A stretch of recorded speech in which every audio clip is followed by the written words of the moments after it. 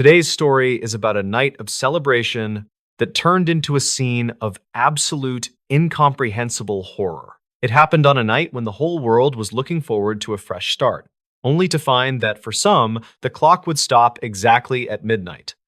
Before we begin, tell me where you are watching from in the comments. The city of Seattle, Washington, is known for many things: the Space Needle, the rain, and a very vibrant underground art scene. By the time December 31st, 2023 rolled around, everyone in the city was looking for the IT Party. And that year, the IT Party was being held at a place called the Iron Foundry. The Iron Foundry was a massive converted industrial warehouse located right on the edge of the Elliott Bay waterfront. It had been built back in 1924, and for decades it was used to forge heavy machinery for the shipping industry. But by 2023, it had been hollowed out and turned into a premier event space. It had these towering 40-foot ceilings, exposed brick walls, and massive steel rafters that still had the original rust-colored chains hanging from them. It was the perfect industrial chic vibe. Enter a man named Elias. Elias was a 27-year-old freelance photographer who had spent the last 3 years trying to make a name for himself. He was talented, but in a city like Seattle, the competition was fierce. When he landed a gig to be the lead photographer for the Iron Foundry's Century Gala, a massive New Year's Eve bash celebrating the building's 100th year, he knew this was his big break. On the evening of December 31st, 2023, Elias arrived at the foundry around 8 o'clock in the evening. The air outside was biting cold, somewhere around 32 degrees, and the wind coming off the water felt like 1,000 tiny needles hitting your face. But inside, the foundry was glowing. They had strung up over 5,000 individual fairy lights across the rafters, and there was a massive crystal chandelier hanging right in the center of the dance floor. By 9 o'clock in the evening, the guests started pouring in. We're talking about 600 people, all dressed in tuxedos and floor-length gowns. There was an open bar, a live jazz band, and the atmosphere was electric. Elias was everywhere, snapping photos of local celebrities, tech moguls, and socialites. He noticed that the floor, which was made of heavy, polished timber planks, felt incredibly solid under his feet. It had to be. It was designed to hold the weight of literal tons of iron back in the 1920s. However, as the night went on, Elias started to notice something a bit off. Around 10:30 in the evening, he was standing near the back of the room by the service entrance, changing the battery in his camera.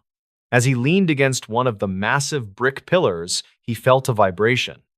Now, in a party with 600 people dancing, you expect the floor to shake a little. But this wasn't a rhythmic vibration from the music. It was a low, grinding shudder that seemed to come from deep beneath the building. It lasted for about 4 seconds and then stopped. Elias looked around, but nobody else seemed to notice. The music was too loud, the laughter too high. He shrugged it off, thinking maybe it was just a large ship docking at the pier next door. But then, at 11:15 in the evening, it happened again.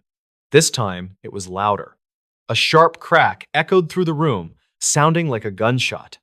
A few people on the dance floor stopped and looked around, confused. The band stumbled for a second, but the lead singer made a joke about the building reaching its 100th birthday, and everyone laughed and went back to their drinks. Elias, though, wasn't laughing. Being a photographer, he had a very keen eye for detail. He walked over to the spot where he thought the sound had come from a section of the floor near the VIP lounge. He knelt down, pretending to adjust his camera bag, and looked at the timber planks. There was a gap. A gap about 2 inches wide had opened up between two of the massive beams, and when he leaned in closer, he didn't see the concrete subfloor he expected to see. He saw nothing, just a pitch-black void. And from that void, he could smell the salt of the ocean and the rank odor of rotting wood.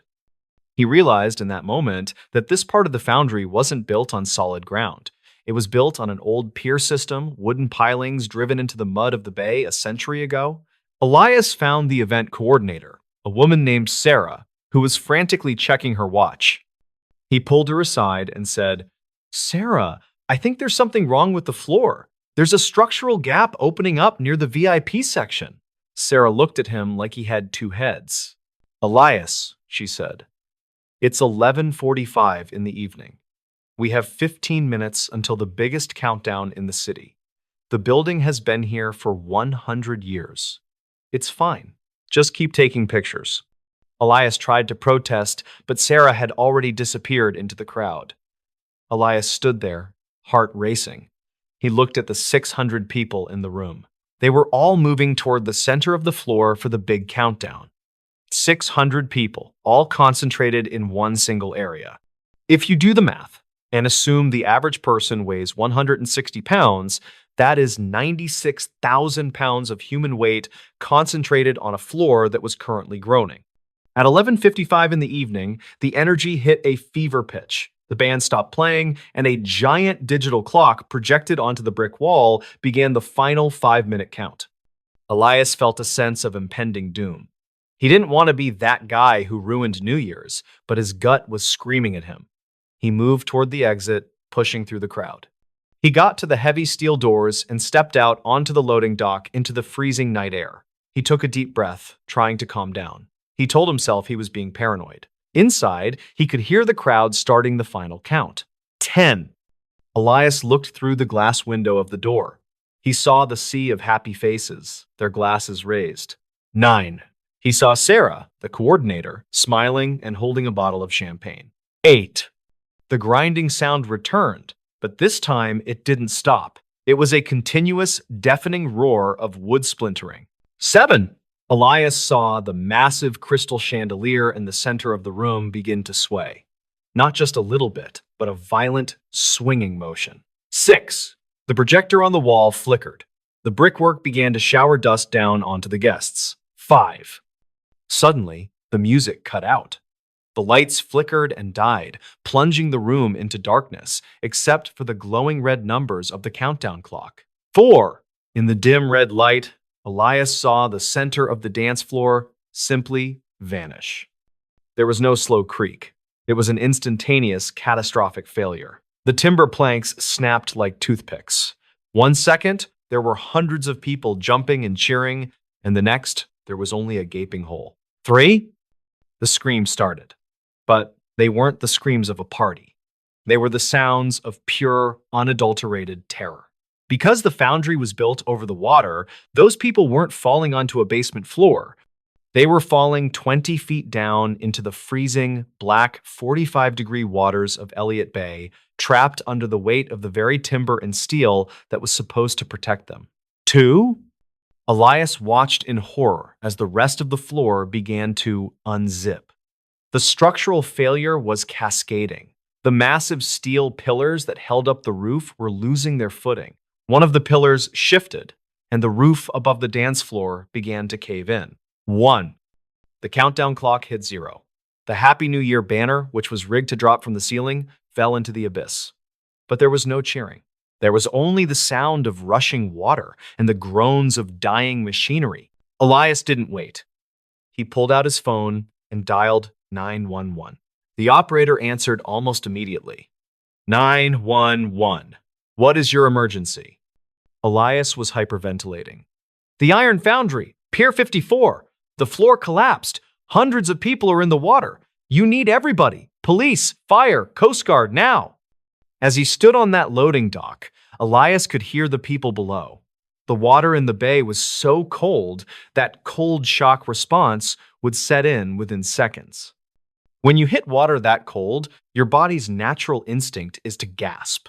If your head is underwater when you gasp, you drown instantly. If you stay afloat, you have maybe 10 minutes before your limbs stop working.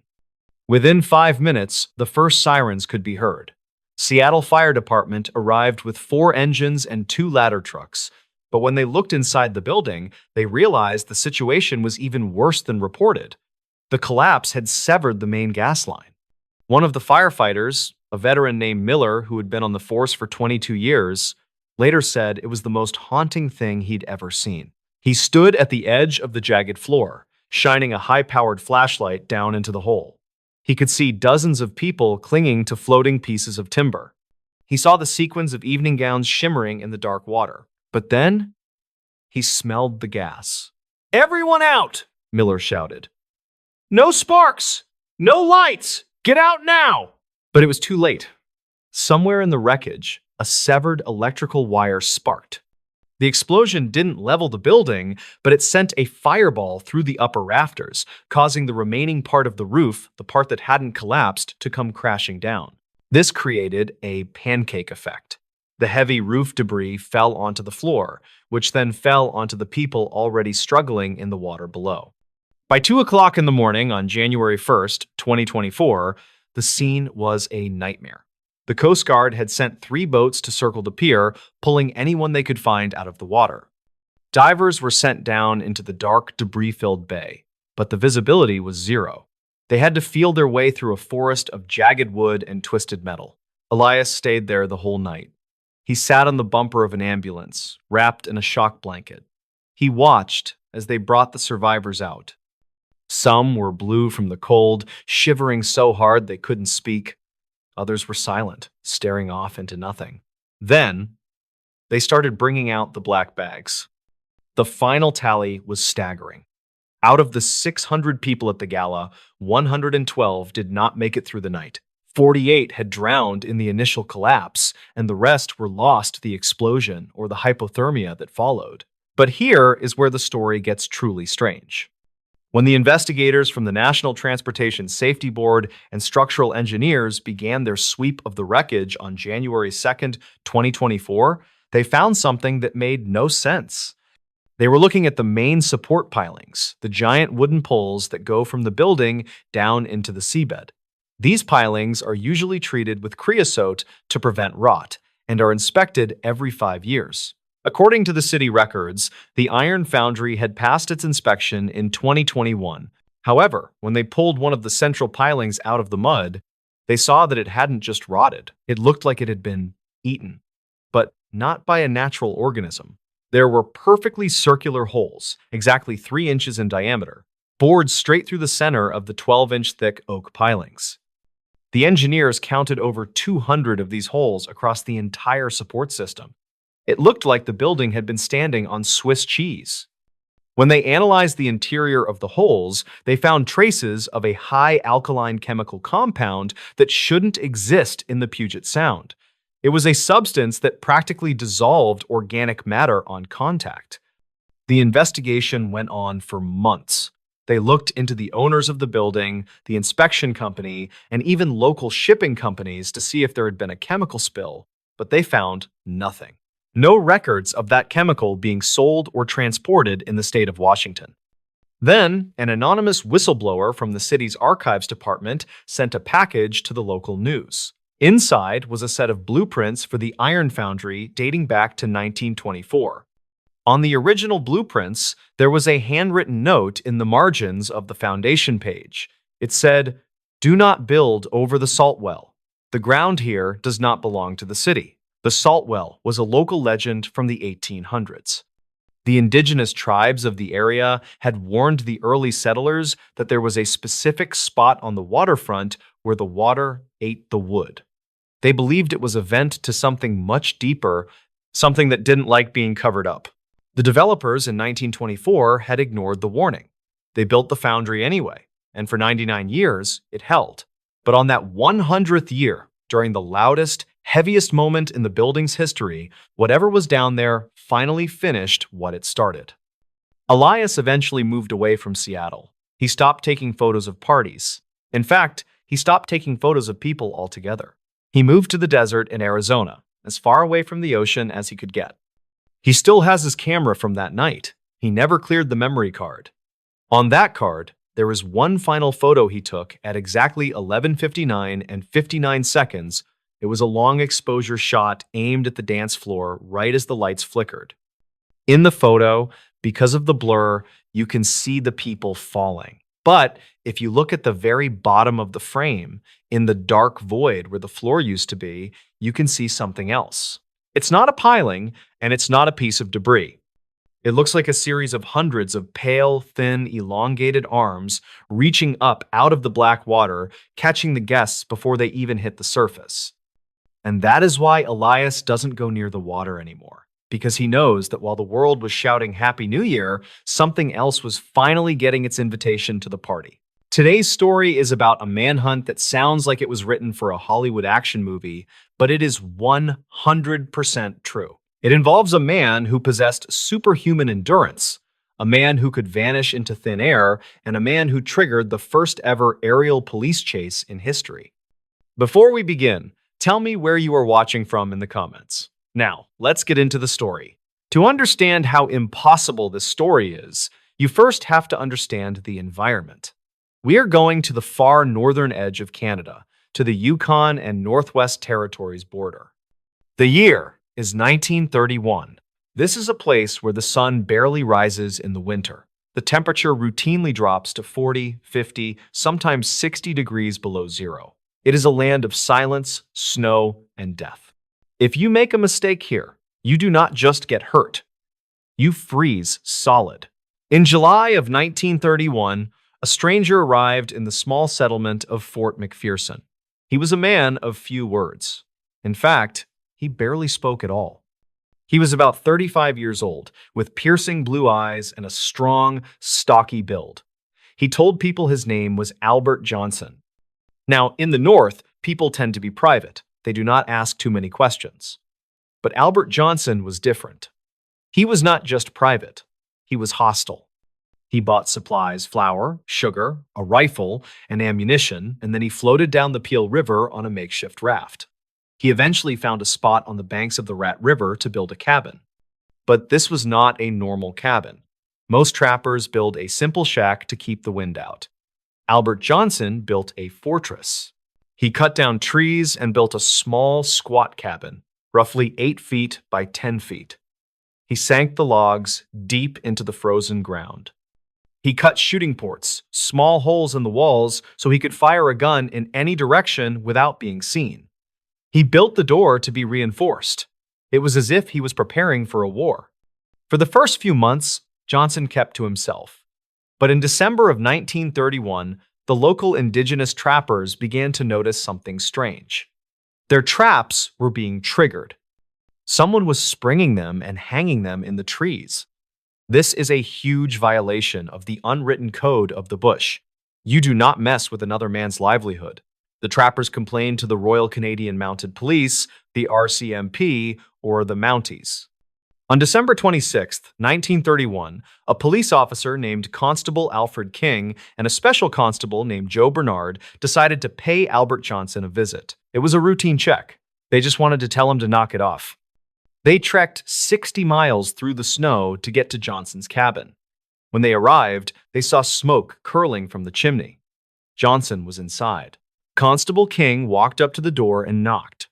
"Mr. Johnson," he called out, "I am Constable King with the RCMP. I need to speak with you." Silence. King knocked again. "Mr. Johnson, open the door!" Inside the cabin, Johnson remained dead silent. But King could hear him moving. He could feel eyes watching him through one of those shooting ports. King looked at Bernard. This was weird. Usually, a lonely trapper is happy to see a friendly face. But Johnson gave them nothing. Without a warrant, the officers could not break in. So, frustrated, they turned around and made the 60-mile trek back to Fort McPherson to get a search warrant. 5 days later, King returned. This time, he brought 3 other officers with him. They had a warrant. They meant business. They approached the cabin. It was dead silent. The snow was piled high around the walls. Constable King walked up to the heavy wooden door. He shouted, "Johnson! Open up! We have a search warrant!" There was no answer. King stepped forward and put his hand on the door to push it open. Boom! A shot rang out from inside the cabin. The bullet punched through the wooden door and slammed into Constable King's chest. King was thrown backward into the snow, blood pouring from his wound. The other officers scrambled for cover behind the trees. They opened fire on the cabin, peppering the logs with bullets. But Johnson had built his fortress well. The bullets just thudded harmlessly into the thick timber. The officers were in a panic. Their friend was bleeding out in the snow, and they were pinned down by a maniac in a bunker. They managed to crawl out, grab King, and drag him to safety. They loaded King onto a dog sled and raced him back to civilization. It was a miracle, but King survived. Now, the gloves were off. You do not shoot a Mountie and get away with it. A posse was formed. It was led by Inspector Eames. He gathered 9 men, 42 dogs, and 20 pounds of dynamite. They were going to blast Albert Johnson out of his hole. On January 9th, 1932, the posse arrived at the cabin. It was 40 degrees below zero. A blizzard was raging. They surrounded the cabin. Inspector Eames shouted for Johnson to surrender. The only answer was a gunshot. The siege began. The police fired hundreds of rounds into the cabin. Johnson returned fire with deadly accuracy. He moved from one shooting port to another, keeping the 9 men at bay. Finally, Inspector Eames had enough. He ordered the dynamite to be brought forward. One of the officers crawled through the snow, lit a fuse on a 4-pound bundle of dynamite, and tossed it onto the roof of the cabin. The explosion was massive. It shattered the silence of the Arctic night. The roof of the cabin collapsed. One of the walls blew out. The cabin was reduced to a smoking pile of rubble. The officers stood up. They lowered their guns. There was no way anyone could have survived that. It was over. They began to walk toward the ruins to recover the body. Suddenly, from the smoking debris, a figure rose up. It was Albert Johnson. He had dug a foxhole inside the floor of his cabin and had hunkered down during the explosion. He popped up like a jack-in-the-box and opened fire. The officers dove into the snow. They could not believe it. This man was unkillable. The weather was getting worse. The officers were freezing. They were running low on food for the dogs. They realized they could not take him that night. So, incredibly, the posse retreated. They left Albert Johnson alone in the ruins of his fortress. When they returned a few days later, Johnson was gone. Thus began the most famous manhunt in Canadian history. Albert Johnson was on the run. But he was not running like a normal man. He was running like a machine. The conditions were horrific. It was now roughly 50 degrees below zero. Most men would die of exposure within hours without a fire and a tent. Johnson had no tent. He had no sleeping bag. He had very little food. And he was being chased by expert trackers and indigenous guides who knew the land better than anyone. But Johnson was always one step ahead. He used tricks that baffled the trackers. He would walk backward in his snowshoes for miles to make it look like he was going the other way. He would walk in the tracks of caribou herds to hide his footprints. At night, he did not build a fire because the smoke would give him away. So, how did he survive? How did he not freeze to death? He dug down into the snowbanks to create tiny insulated caves to sleep in. He ate whatever he could find. Some reports say he chewed on tree bark and raw small game he managed to snare on the run. This is where the legend of his toughness grew. He was consuming the land itself to keep going. The posse chased him for weeks. Every time they thought they had him cornered, he vanished. At one point, Johnson reached a barrier that the police thought would stop him. It was the Richardson Mountains. These are steep, jagged peaks that form a wall between the Yukon and the Northwest Territories. In the dead of winter, they are considered impassable. The police blocked the only 2 passes through the mountains. They sat there, waiting, thinking, "We have him trapped. He has to come through here." But Johnson did not use the passes. In the middle of a blizzard, in pitch-black darkness, Albert Johnson did the impossible. He climbed a 7,000-foot vertical cliff face of ice and rock. He did this without climbing gear, wearing heavy winter clothes, carrying a rifle and a backpack. When the trackers found his tracks at the top of the mountain a few days later, they were stunned. The indigenous guides looked at the cliff and said it was impossible. But the tracks were there. Johnson was superhuman, but the law was catching up. On January 30th, the posse caught up to him in a thick patch of forest. They spotted him. "Surrender, Johnson!" Johnson responded with his rifle. In the chaotic gunfight that followed, a brave young officer named Constable Edgar Millen was shot through the heart. He died instantly. Now, Johnson was a cop killer twice over, or at least he had killed one and wounded another. The Mounties were furious. They were not going to let this man escape. They realized that on foot they could not match him. Johnson was moving too fast. He was averaging nearly 30 miles a day in deep snow, so they called in a secret weapon. For the first time in the history of police work, they hired an airplane to help in a manhunt. They called in a legendary bush pilot named Wilfred Wap May. Wap May arrived in his Ballen monoplane. He flew over the frozen wilderness looking for tracks. From the air, Johnson could not hide his trail as easily. Wap May could spot the line of footprints leading through the snow and radio the position to the ground team. Johnson heard the plane. He tried to use the tactic of backtracking, walking in circles, confusing the trail.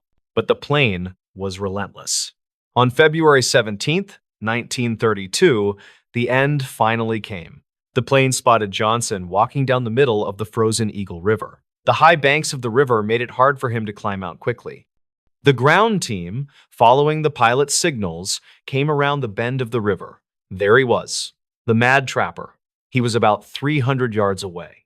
He saw the police sleds coming. He saw the plane circling overhead. He knew there was nowhere left to run. Albert Johnson didn't try to talk. He didn't try to surrender. He just dropped to his knees, dug a shallow trench in the snow, and raised his rifle. The police officers fanned out. They yelled for him to give up. Johnson fired.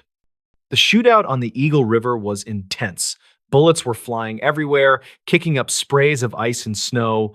Wap May, the pilot, was circling above, watching the whole thing. He later said it looked like a war scene. Johnson was hit, but he kept firing. He was hit again. He kept firing. Finally, a bullet severed his spine. The firing stopped. The officers waited. The wind howled over the ice. Slowly, carefully, they approached the body. Albert Johnson lay face down in the snow. He was dead. His body was a wreck. He was emaciated. He weighed less than 100 pounds. His face was sunken, his skin waxy from frostbite and starvation. He had practically eaten nothing for a month, yet he had outrun a team of well-fed men and dogs for 150 miles. But the mystery of the mad trapper did not end with his death. In fact, it only got deeper. When they searched his body, they found a few $1,000s in cash, a huge amount for 1932. They found some gold teeth in his pocket, which was strange. They found a compass, a knife, and some pills. But they did not find a single piece of identification. No wallet, no letters, no name. Albert Johnson was just a name he had given when he arrived. It was an alias. They took his fingerprints. They sent them to the FBI in America, to Scotland Yard in England, to police forces all over Canada. No match. Nobody knew who he was. Nobody knew why he had come to the Arctic. Nobody knew why he hated the police so much that he was willing to die rather than just talk to them about some beaver traps. For decades, theories ran wild. Was he a bank robber from Chicago hiding out? Was he a draft dodger from World War I? Was he a mentally unstable hermit? They exhumed his body, dug it up several times over the years to do DNA testing. Finally, in 2021, nearly 90 years after the shootout, a team of genetic investigators made a breakthrough. Using advanced DNA genealogy, they linked the mad trapper to a family in Sweden. His real name, they believe, was Patrick Ginter. But even with a name, we still do not have the why. We do not know what snapped in his mind. We do not know what darkness he was running from that made the frozen hell of the Canadian Arctic seem like a safe haven. What we do know is that for 48 days, one man waged a war against nature and the law. He survived explosions, starvation, and the bitter cold, fueled by a rage that kept him warm when the fire could not. He was the man who ate trees. He was the man who refused to break. And in the end, it took an army, an airplane, and a bullet to stop the ghost of the Rat River. So, if you are ever in the Yukon and you hear the wind howling through the canyons, just remember, sometimes the most dangerous thing in the woods isn't the cold or the bears. It's a man who has nothing left to lose. Hello, everybody, and welcome back to the channel. I hope you're having a strange, dark, and mysterious day. because today we are venturing out onto the relentless, churning waters of the North Atlantic. This is a story about the terrifying finality of the sea, the perfect erasure of a human life, and a disappearance so clean, so absolute, that it defied all logic and left behind only the chilling riddle of an empty boat. This is the story of the unsolvable case of the missing fisherman. Before we dive into the deep end of the mysterious, do me a favor. If you enjoy this type of content, please take a second to subscribe to the channel, like this video, and let me know in the comments what city you are watching this video from. Your support helps me keep telling these strange, dark, and mysterious stories. Our story begins in the small, tight-knit fishing village of Port Blossom, nestled on the rocky coast of Maine in the late 1970s. This community was built on the sea, and its people respected its power. They knew that the ocean takes its due. Our protagonist is a fisherman named Silas Croft. Silas was a 30-year-old man, known as one of the most capable and cautious lobster fishermen in Port Blossom. He was strong, steady, and meticulous about safety. Silas owned his own boat, the Sea Witch, a sturdy 26-foot diesel trawler. On a crisp, clear Monday morning in mid-October, Silas kissed his wife goodbye, gave his customary wave to the dockmaster, and took the Sea Witch out to his favorite lobster grounds about 15 miles offshore. He was expected back by sunset around 6 o'clock p. I'm Brad. The weather was perfect. Clear skies, minimal chop, and the kind of ideal conditions that promise a heavy haul. 6 o'clock p.m. came and went. Silas did not return. By 9 o'clock p.m., the Coast Guard was notified and a search was immediately launched. The search was aided by the excellent weather and the clear fact that Silas had not been out long enough to drift far. The discovery was made at 3 o'clock a.m., floating gently in the quiet water just 5 miles east of his regular fishing spot. It was the Sea Witch. The boat was found completely adrift.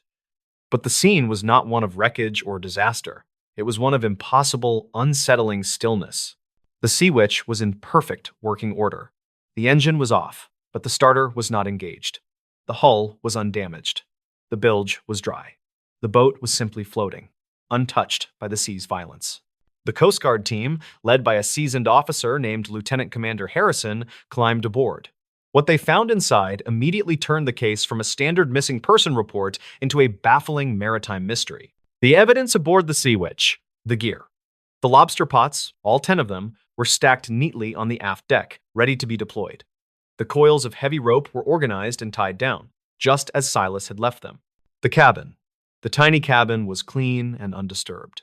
His rain slicker was hanging on a hook, and his lunch, a thermos of coffee, and a half-eaten sandwich was sitting on the navigation table. The safety equipment, the flares, life jackets, and emergency radio were all exactly where they should have been. Nothing had been used. The unsettling detail. The boat's wheel was secured. Silas had tied the wheel off with a short length of sturdy half-inch nylon rope, fixing the rudder in a straight, neutral position.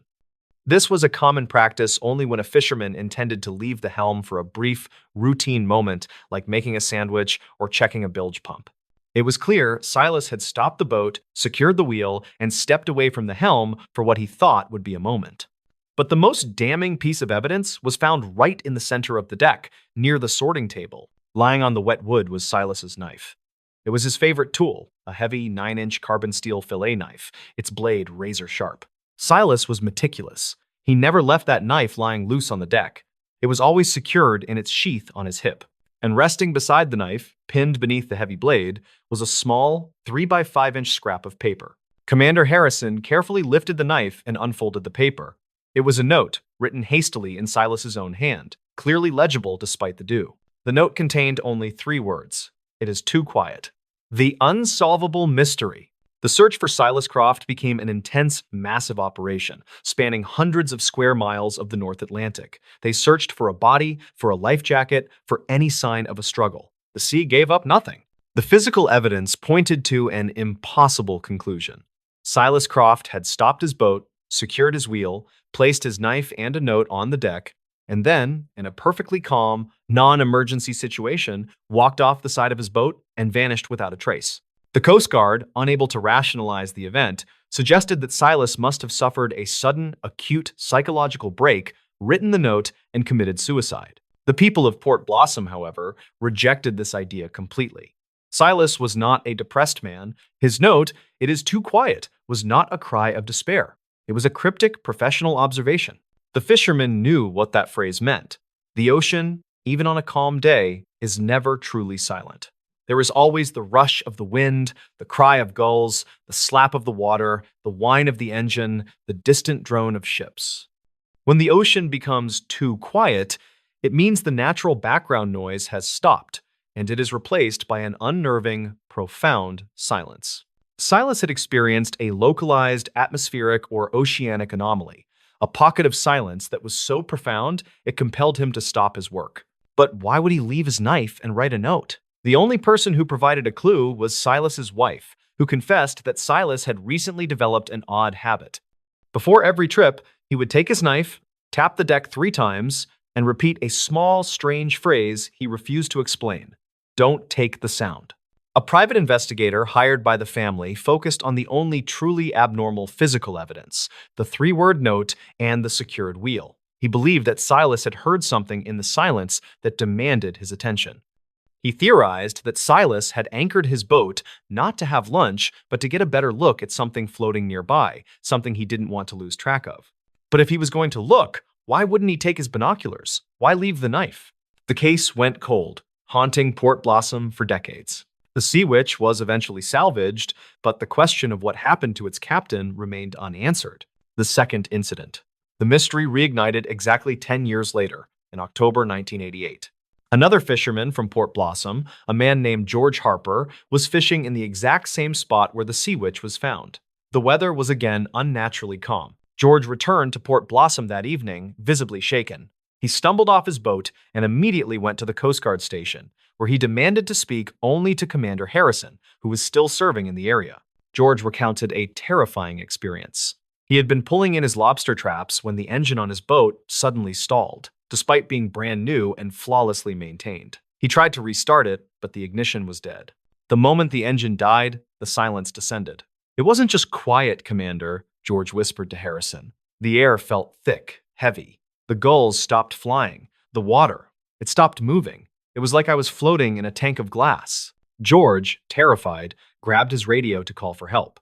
Just as he lifted the microphone, he heard a sound, a slow, rhythmic thump that seemed to emanate not from the water, but from the bottom of his hull. Thump, thump, thump. He described the sound as being huge, like a deep heartbeat.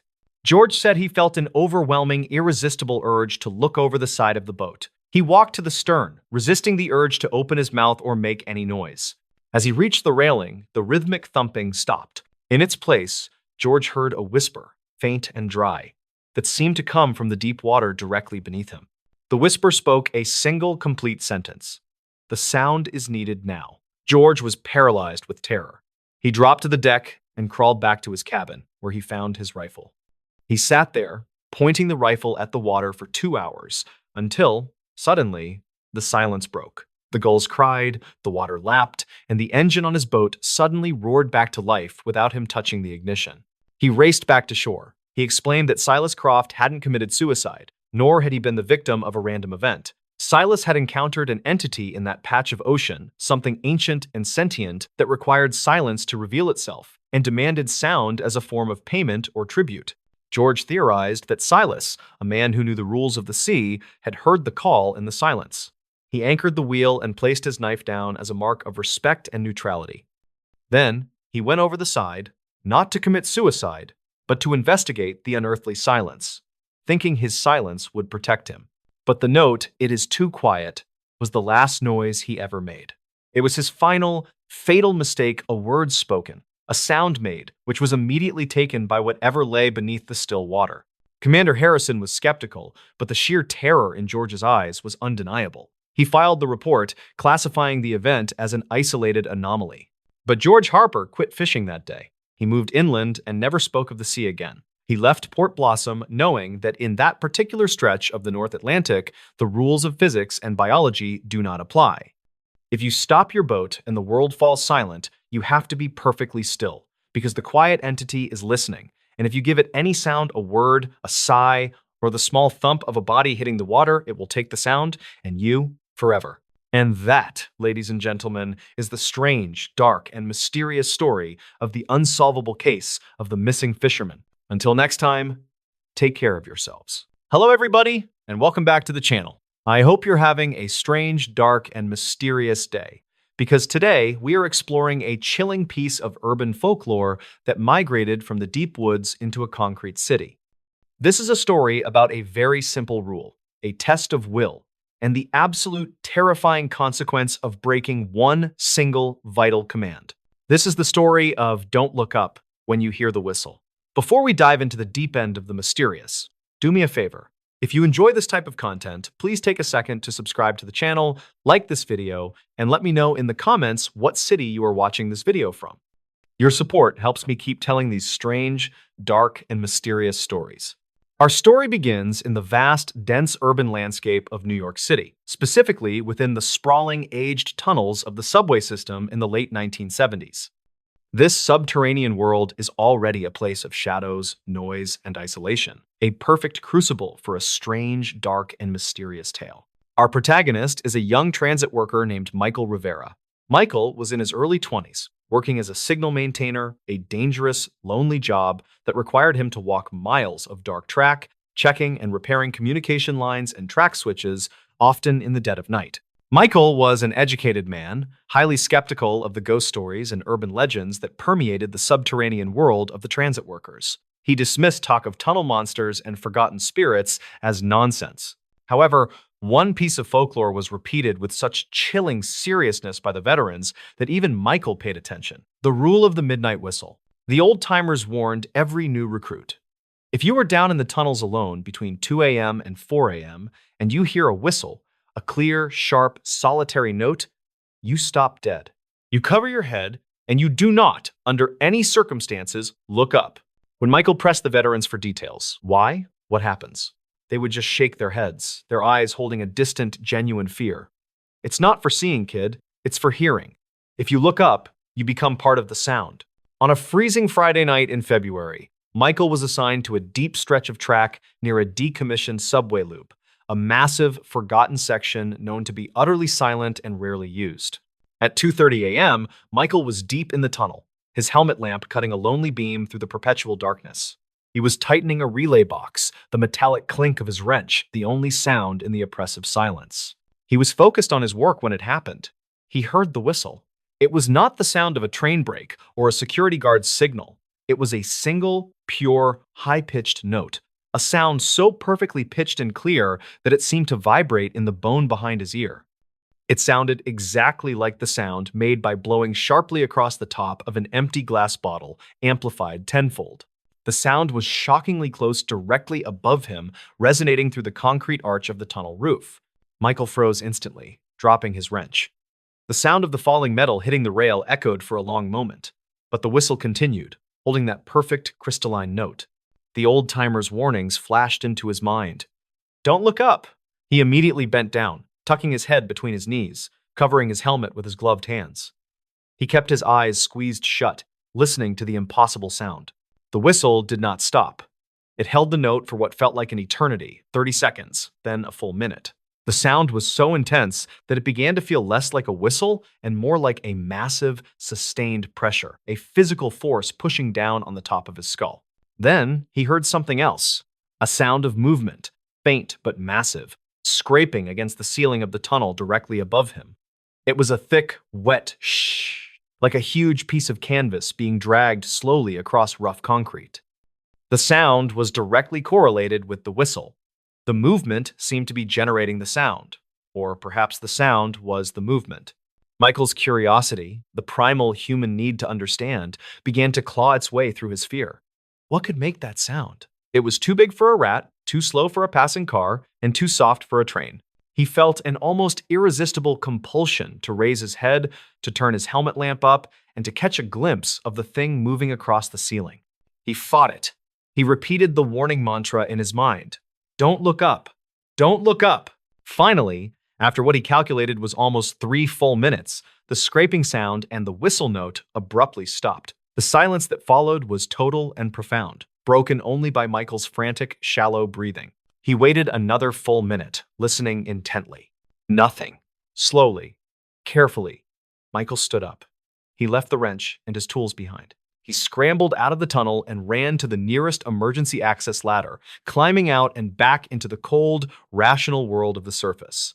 He didn't return to the tunnel that night.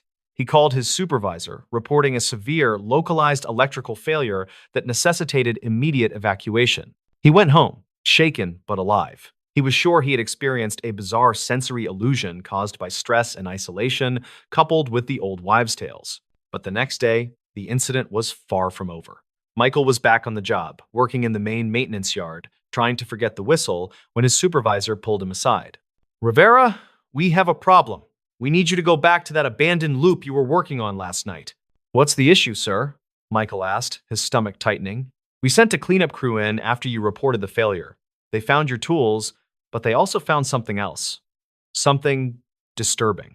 Michael and the supervisor drove to the access point. Two other men were waiting, their faces pale and uneasy. They descended into the tunnel. The air was sterile, cold, and strangely dry. Michael led them to the spot where he had been working. There were his tools, lying where they had fallen. And there, etched into the rough, dusty concrete ceiling directly above the spot where Michael had stood, was a pattern. It wasn't paint or graffiti or grease. It was a series of shallow, perfectly parallel gouges, 5 separate, straight lines, each about a foot long, dug deeply into the solid concrete. The lines looked like they had been scored by something immensely heavy and sharp. The 5 gouges were separated by a gap of approximately 3 feet. And then the pattern repeated. 5 more gouges. 5 lines, pause, 5 lines. It was the whistle's rhythm, translated into physical damage. The creature above the tunnel had been tracing the pattern of the sound it was making into the concrete directly above Michael's head. The shirk Michael had heard was the sound of the unknown thing using 5 sharp, immense appendages to score the ceiling, followed by a pause and then 5 more scores. The supervisor shone his high-powered lamp directly onto the pattern. "What the hell is this, Rivera? What were you doing down here?" Michael just stared up at the impossible damage. His refusal to look up had saved his life. Or perhaps, saved his sanity. But the most terrifying discovery was made just a few feet away. The supervisor's lamp moved to the tunnel wall. And there, written in a thick, wet-looking reddish-brown fluid, was a single, crudely drawn symbol. It was a circle with a single, massive eye drawn in the center, staring directly down the tunnel toward the maintenance yard. Below the eye, scrawled into the concrete with the same thick fluid, were 4 words. They were written in perfect, clear English, and they were addressed directly to Michael. The message read, "We heard you breathing." The implication was terrifying. The entity knew he was there. It wasn't an accidental encounter. The whistle was a direct acknowledgement, and the rule, "Don't look up," was the only defense. The creature was waiting for a sound to identify and classify him. Michael immediately quit his job. He never set foot in the subway system again. He eventually moved out of New York, unable to bear the thought of the vast, silent world beneath the city that occasionally sends up its terrifying, coded sounds. He often thinks of the thing that was directly above his head, the thing with 5 limbs, the intelligence that knows the frequency of a perfect note, and the patience to wait for 3 minutes until he made a sound. And sometimes, late at night, in the complete quiet of his new home, he thinks he can hear a faint, high-pitched ringing in his ears, a residual frequency left behind. And he instinctively ducks his head and covers his ears, praying that the sound remains internal and that he never, ever breaks the rule and looks up. And that, ladies and gentlemen, is the strange, dark, and mysterious story of why you shouldn't look up when you hear the whistle. Until next time, take care of yourselves. How is everyone doing today? I hope you are all well, and if you are not, I hope things get better for you soon. Welcome back to the channel. I've got a true story for you today. It is strange, it is dark, and it is mysterious, and it has absolutely everything to do with a man who quite literally stood outside a young family's window and refused to blink. Before we get into the story, I want to ask you a quick question. Where in the world are you watching this video from right now? Go down into the comment section and let me know. I always enjoy seeing how far the strange, dark, and mysterious family extends. Now, let's get into the story. The events I'm about to describe took place in the very late 1990s in a small, quiet, and honestly forgettable town called Harmony Creek, nestled deep in the American Midwest. This place was the definition of idyllic. Think white picket fences, well-manicured lawns, and neighbors who knew each other's business maybe a little too well. Our story centers around a family, a husband and wife named David and Sarah, and their young daughter Emily, who was only about 5 years old at the time. David worked as a construction supervisor, and Sarah was a school teacher. They were, by all accounts, just a normal, hardworking, thoroughly unremarkable American family. They had recently moved into a charming two-story house that sat on a corner lot. The house was a bit old, but it had character, and the best part was the enormous oak tree that shaded their front yard. The master bedroom, where David and Sarah slept, was on the second floor, and the window overlooked the front porch and the street beyond. The initial months were pure bliss.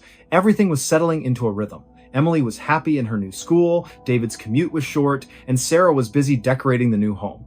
Everything was perfect. Almost too perfect. The strange events began on a Tuesday night in late October. It was cold outside, the kind of biting cold that signals winter is right around the corner.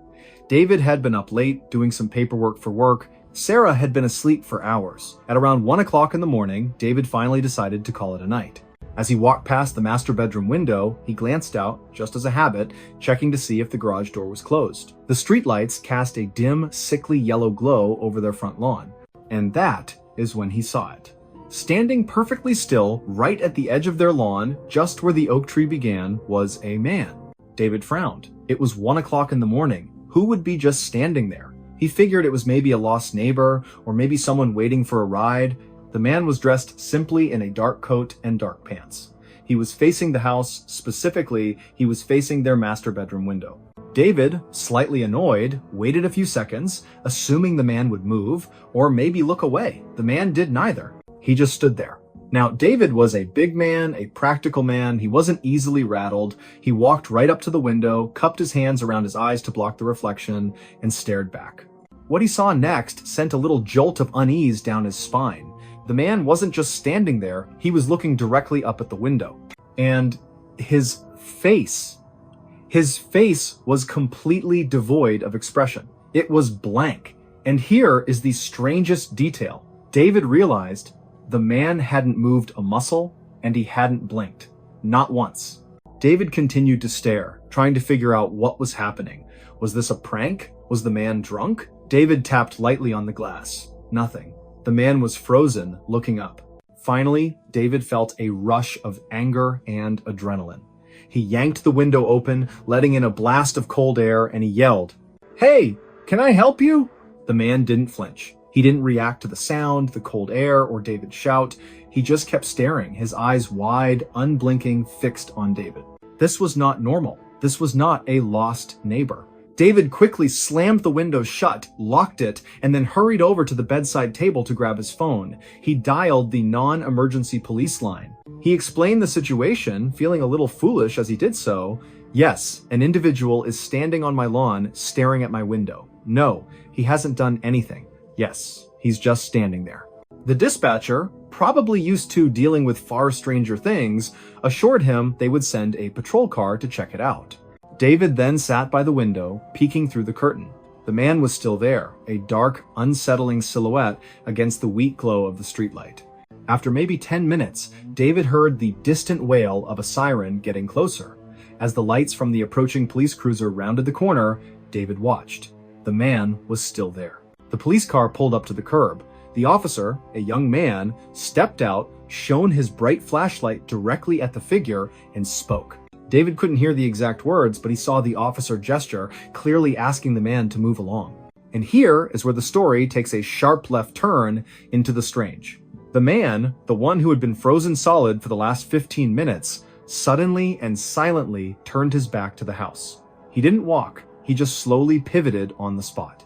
And then he walked away. He didn't run, didn't look back, and didn't acknowledge the police officer in any way. He simply walked down the street and disappeared into the darkness.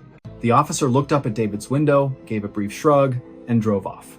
David felt a huge wave of relief wash over him, followed by a lingering sense of profound weirdness. He told Sarah about the incident the next morning, but he played it down, calling it a drunk guy or a harmless weirdo. Sarah found it creepy, but quickly forgot about it. Except the man came back.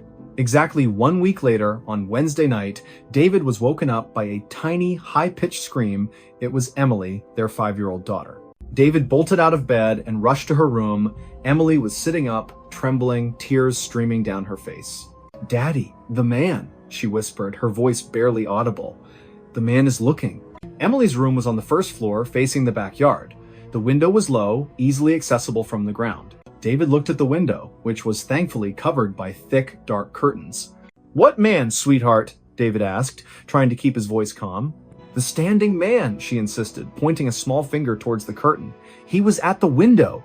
He was just standing there. David pulled the curtains aside. The yard was pitch black. He looked out at the tall wooden fence. Nothing. He stayed with Emily until she fell back asleep, but his blood was now ice cold. This wasn't some random drunk on the street anymore. This was personal. This man had moved to his daughter's window. The next day, David did 2 things. First, he called the police again and reported the man as a potential prowler, emphasizing the bizarre nature of the staring. The police took a detailed report and promised to increase patrols in the area. Second, David bought 2 large industrial-strength floodlights and installed them in the backyard, making it impossible for anyone to hide in the shadows. He also bought motion sensors. For 2 weeks, nothing happened. David and Sarah started to relax. Maybe the police presence had scared him off. Maybe Emily had simply had a bad dream. Then came the weekend. It was Saturday night, and David and Sarah were downstairs watching a movie. Emily was asleep. At about 10 o'clock, the backyard floodlights suddenly flared on, triggered by the motion sensors. The entire backyard was bathed in a blinding, artificial light. David paused the movie and exchanged a worried look with Sarah. "It's probably just a cat," David whispered, but he knew better. He crept to the kitchen window, which overlooked the backyard. He slowly pulled the curtain back an inch and peered out. The floodlights were doing their job perfectly. Every corner of the yard was visible, and standing right there directly outside Emily's window, just inches away from the glass, was the man, the unblinking man. He was in the exact same clothes, the same dark coat, the same blank, expressionless face, staring into the window. His nose was almost touching the glass. David could see the pale, almost gray color of his skin in the glare of the floodlights. David felt a primal, terrifying wave of fear. This was not an ordinary person. This was someone intent on terrorizing his family, maybe even worse. This time, David didn't yell. He didn't call the non-emergency number.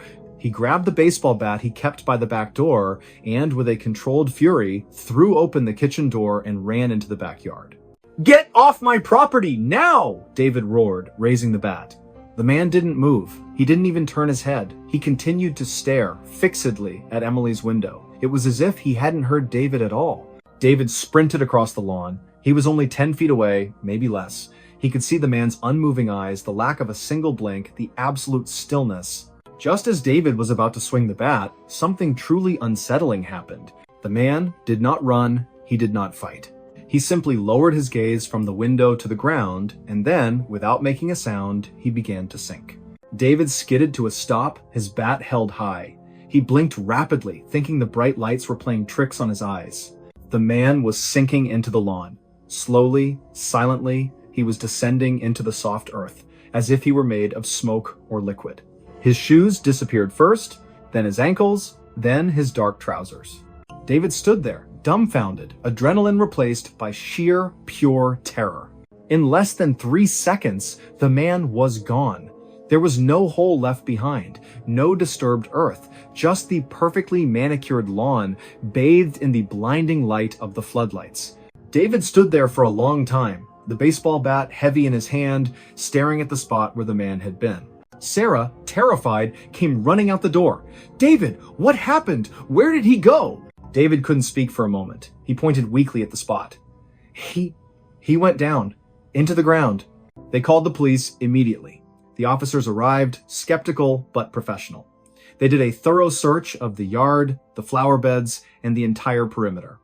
They brought in canine units. They found nothing. No footprints, no signs of digging. The grass was untouched. The police determined that David, under extreme stress and fear, must have imagined the man sinking. They chalked it up to a severe panic attack induced by the fear of the prowler. They still took the report, but they advised David and Sarah to take a vacation and try to calm their nerves. But David knew what he saw. The family moved out of Harmony Creek 3 months later. They couldn't stand the thought of that spot in the backyard. Years passed. David and Sarah rarely spoke about the incident. Emily grew up, seemingly unaffected, though she always insisted on having nightlights in her room, even as a teenager. But the mystery never left David. About 10 years after the incident, David was watching a late-night news report about strange happenings across the country, and there it was. A grainy, black and white image from a security camera in a completely different state. The news anchor was talking about a recent wave of unexplained break-ins where nothing was stolen, only damaged. In one segment, they showed the security footage. The camera was aimed at the backyard of a home. The timestamp was 2 o'clock in the morning. And then, walking slowly into the frame, was the man. The unblinking man. He walked right up to the back door, stared at the camera for a moment, and then he started to sink into the ground, just as David had witnessed. David immediately called the news station, the police, and anyone else he could think of. He told his incredible story, the details perfectly preserved in his memory. He was told the same thing every time. The footage was probably edited or it was a prank. But David knew the truth. He never found out who the unblinking man was or what he wanted. Was he a supernatural entity? A strange criminal? A forgotten experiment? No one knew. And as far as David could tell, the man just continued his silent, terrifying routine, moving from house to house, always staring, always standing, always unblinking, before sinking back into the earth to wait for the next dark night. And that is where our story ends, and where the mystery remains. If you enjoyed this strange, dark, and mysterious story, please consider hitting that like button, and if you are new here, hit that subscribe button to join our community. Thank you for listening, and I hope to see you all on the next one. Today's story is about a journey that was supposed to be a victory lap, but turned into a slow-motion nightmare. It is a story about the finest police officers in the world, men who were considered unbreakable, being slowly taken apart by the unforgiving silence of the Canadian North. It is a reminder that in the wild, confidence can be just as deadly as a bullet. Before we begin, tell me where you are watching from in the comments. Now, let's get into the story. To understand the magnitude of this tragedy, we first have to look at the man at the center of it. His name was Inspector Francis Fitzgerald. In 1910, Francis Fitzgerald was a legend in the Royal Northwest Mounted Police. He was the kind of guy other cops wanted to be. He was handsome, he was tough, and he had spent his entire career in the Arctic. He had sailed the worst seas, arrested the most dangerous criminals, and traveled thousands of miles by dog sled. He was known as the man who never failed. Because of his stellar reputation, Fitzgerald was chosen for a prestigious assignment. Every winter, the mounted police did a patrol, a mail run from Fort McPherson, which is way up in the Northwest Territories, to Dawson City in the Yukon. This was not a walk in the park. It was a 475-mile trek through some of the most rugged, mountainous terrain on Earth. But for a man like Fitzgerald, it was routine. In fact, Fitzgerald didn't just want to do the patrol. He wanted to destroy the record. He wanted to make the trip faster than anyone had ever done it before. He selected his team carefully. He picked 3 men. First, there was Constable Richard Taylor. He was a powerhouse, a veteran woodsman who was fit and strong. Then there was Constable George Kinney. He was not as tough as Taylor, but he was reliable. Finally, there was Special Constable Sam Carter. Carter was an expert herdsman and a longtime resident of the North. So, you have 4 tough, experienced men. They had the best dogs. They had the best equipment. They were the dream team of the Arctic. But right before they left, there was a red flag. A massive red flag. A local indigenous guide offered to go with them. The route from Fort McPherson to Dawson City is tricky. There are hundreds of rivers and creeks that all look exactly the same. If you take one wrong turn, you end up in a dead end. Fitzgerald looked at the guide and shook his head. He said, "No thanks. I have a map, I have a compass, and I have Sam Carter. He knows the way." Fitzgerald was so confident in his ability to move fast that he made a critical calculation. He decided to travel light. He packed enough food for 30 days. The trip usually took roughly 30 to 40 days. He was cutting it razor thin because he assumed they would be flying across the snow. On December 21st, 1910, the four men and their three teams of 15 dogs set off from Fort McPherson. The temperature was a brisk 21 degrees below zero. The villagers waved goodbye, watching the lost patrol disappear into the white horizon. They expected to hear news of their record-breaking arrival in Dawson City in a few weeks. For the first week, everything went according to plan. The team was making incredible time. They were covering 20 miles a day. They laughed, they joked, and they camped under the northern lights. Fitzgerald felt validated. He didn't need a guide. He was the master of the North. But on New Year's Day, 1911, the luck ran out. A massive snowstorm hit. The trail, which was usually visible, was buried under feet of fresh powder. The landmarks were erased. Fitzgerald began to rely heavily on Sam Carter to navigate. But there was a problem. Sam Carter had only done this route once before, and it was 5 years ago, and he had done it in the opposite direction. The terrain started to look unfamiliar. They were searching for a specific river called the Little Wind River. It was the key to crossing the mountain range. Sam Carter looked at a frozen creek and said, "This is it. This is the turn." Fitzgerald checked his map. It didn't look quite right, but he trusted his man. He trusted the experience. So the patrol turned right, heading up a steep, winding canyon. They traveled for days up this river. The going got harder. The snow got deeper. The dogs were struggling. Finally, after wasting nearly a week fighting their way up this canyon, the river just ended. It fizzled out into a dense forest of willow and jagged rocks. It was a dead end. They had taken the wrong turn. Fitzgerald stood there, looking at the dead end, and the weight of his mistake crashed down on him. They had wasted precious food and precious energy going the wrong way. He checked the supplies. They had enough food left for maybe a week or two, but they were only halfway to Dawson City. Fitzgerald made the only decision he could. He said, "We have to turn back. We have to go back to Fort McPherson." It was January 12th, 1911. The return trip should have been easy. Just follow their own tracks back, right? Wrong. The wind in the Arctic is relentless. Their tracks from the journey up the canyon had been completely blown away. They were breaking a fresh trail all over again. And now, the temperature dropped. We are talking about 50 degrees below zero. At that temperature, the air hurts to breathe. Your eyelashes freeze together, and they were running out of food. This is where the story shifts from an adventure to a horror movie. By mid-January, the dog food was gone. The dogs, which had been their loyal engines, were now starving. They became weak. And in the Arctic, when a sled dog can no longer pull, it becomes something else. It becomes food. Fitzgerald ordered the first dog to be killed. The men sat around the campfire, cooking the meat of the animal that had pulled them for hundreds of miles. It was a grim meal. Dog meat is tough, stringy, and has very little fat. In the cold, your body needs fat to burn for heat. Lean meat doesn't cut it. You can eat a full belly of lean meat and still starve to death. It is called rabbit starvation. As they trudged back toward Fort McPherson, the men began to deteriorate. Their faces grew gaunt. Their movements became slow and jerky. Constable Taylor and Special Constable Carter were hit the hardest. They started to hallucinate. They complained of pains in their feet. Frostbite was setting in. Their toes were turning black. By the end of January, they were still hundreds of miles from safety. They were now killing a dog every few days just to stay alive. But there is a dark science to eating sled dogs. The liver of a dog, especially one that has been working hard in the Arctic, can be toxic to humans. It contains dangerous levels of vitamin A.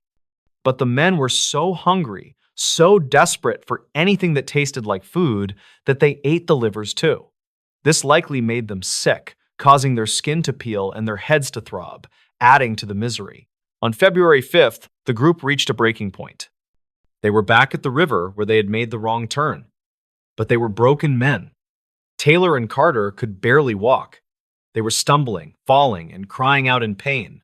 Fitzgerald looked at his team. He knew that if they stayed together, they would all die. Taylor and Carter were moving too slow. So, Fitzgerald made a desperate gamble. He decided to leave the two sick men behind with a small amount of equipment and camp. He and Constable Kinney, who was still somewhat mobile, would make a mad dash for Fort McPherson. They would run, get help, and send a rescue team back for the others. It was a noble plan, but it was a doomed plan. Fitzgerald and Kinney left their friends. They took the strongest remaining dogs and started running. But running is a strong word. They were shuffling. They were skeletons in parkas. A few days after they split up, Fitzgerald and Kinney realized they weren't going to make it. They were too weak. The snow was too deep. And then something truly heartbreaking happened. They realized that Taylor and Carter, the men they had left behind, had not stayed in camp.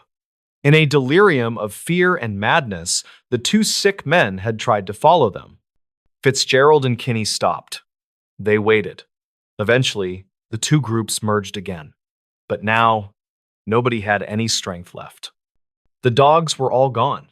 They had eaten every single one. They were boiling the leather harnesses and the rawhide straps of their snowshoes to drink the broth, just to get the taste of something organic in their mouths. On February 12, 1911, the diary of Inspector Fitzgerald goes silent. Back at Fort McPherson, the weeks had ticked by. People were getting worried. The lost patrol should have been back, or a message should have arrived from Dawson City saying they made it. But the telegraph line was silent. A corporal named William Dempster, a man who respected Fitzgerald but knew the dangers of the land, decided to launch a rescue mission. He gathered a team of indigenous trackers and set out to find the lost legends. Dempster moved fast. He followed the trail. He found the abandoned campsites, and at each campsite, he found evidence of the horror. He found dog paws severed and left in the snow. He found harnesses cut up and chewed on. On March 21st, 1911, 3 months after the patrol had left, Corporal Dempster was traveling down the Peel River, just about 25 miles from Fort McPherson. 25 miles. That is one long day of hiking. They were so close. Dempster saw something in the distance. It was a blue handkerchief tied to a tree branch, fluttering in the wind. He approached it slowly. Beneath the tree, buried under a layer of fresh snow, were two shapes. Dempster brushed the snow away. It was Constable Taylor and Special Constable Carter. They were lying side by side. They were emaciated beyond recognition. Their faces were skeletal. Carter's hands were folded over his chest. Taylor had evidently died first, and Carter, in his final moments, had tried to cover his friend with a sleeping bag before lying down to die himself. But where were Fitzgerald and Kinney? Dempster and his team continued searching. They found tracks leading away from the bodies. Fitzgerald and Kinney had tried one last, desperate push. They had left their dead friends to try and crawl the last 25 miles. About 10 miles further down the river, Dempster found a makeshift campsite. There was a kettle sitting on the remains of a fire that had burned out weeks ago. Inside the kettle was half-cooked piece of moose skin, part of their boots. And lying next to the fire were the bodies of Inspector Francis Fitzgerald and Constable George Kinney. Fitzgerald was lying on his back. Even in death, he looked like he was trying to maintain some dignity. But the scene was horrific. He weighed less than 100 pounds. Dempster searched Fitzgerald's pockets. He found a piece of charcoal and a piece of paper. On it, Fitzgerald had written his last will and testament. It was a message to his wife. The note was shaky, written by a hand that was freezing to death. It read, "All money, watch, map, and furs is left to my beloved wife, Leela, and daughter. God bless you." And then, underneath that, a final line that summed up the entire tragedy. A confession from the man who never failed, the man who thought he could beat the North. He wrote, "My last hope is gone." The discovery of the lost patrol shocked the world. It was front-page news in London, New York, and Ottawa. How could the best of the best die like this? An inquiry was held. They analyzed every decision Fitzgerald made. They concluded that it was a combination of bad luck, bad weather, and one fatal flaw: hubris. Fitzgerald wanted the speed record so badly that he refused a guide. He wanted to travel so light that he didn't bring enough food for an emergency. He trusted his own legend more than he trusted the reality of the landscape. When the bodies were examined, it was determined that they had died of starvation and exposure. But the psychological torture they endured, the realization that they had taken a wrong turn, the eating of the dogs, the slow march toward a home they would never see is unimaginable. They were buried in Fort McPherson. Their graves are still there today, 4 white picket fences in a row, marking the resting place of the lost patrol. The Royal Northwest Mounted Police changed their rules after this. They made it mandatory to hire indigenous guides for long patrols. They established food caches along the route so that no one would ever starve again. But the lesson of Inspector Fitzgerald remains. The Arctic is a place of absolute truth. It does not care about your rank. It does not care about your past victories. It does not care if you are a hero. If you take a wrong turn and you are not prepared, the wind will bury you just the same. So, the next time you are planning a trip and you think you don't need a map because you have a good sense of direction, just remember the lost patrol. Remember the blue handkerchief tied to a tree just 20 miles from safety. And remember that sometimes the most courageous thing you can do is admit that you need help. Hello, everybody, and welcome back to the channel. I hope you're having a strange, dark, and mysterious day, because today we are venturing into the wild, untamed vertical landscape of the Pacific Northwest. This is a story about the primal power of nature, the crushing isolation of the high peaks, and a mystery that involves 2 highly experienced climbers who reached the summit only to have the mountain itself devour them whole. This is the story of the night the mountain ate them. Before we dive into the deep end of the mysterious, do me a favor.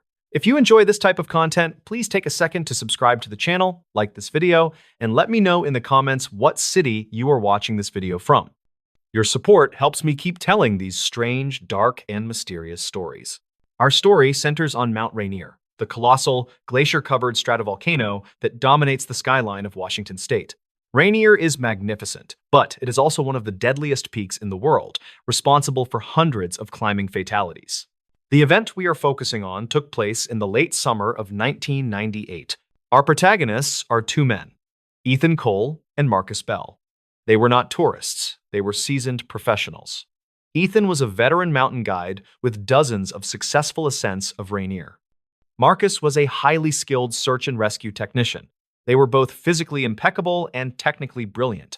They decided to attempt a difficult, rarely used route on the mountain's eastern face, a punishing, technical climb known for its deep crevasses and volatile weather.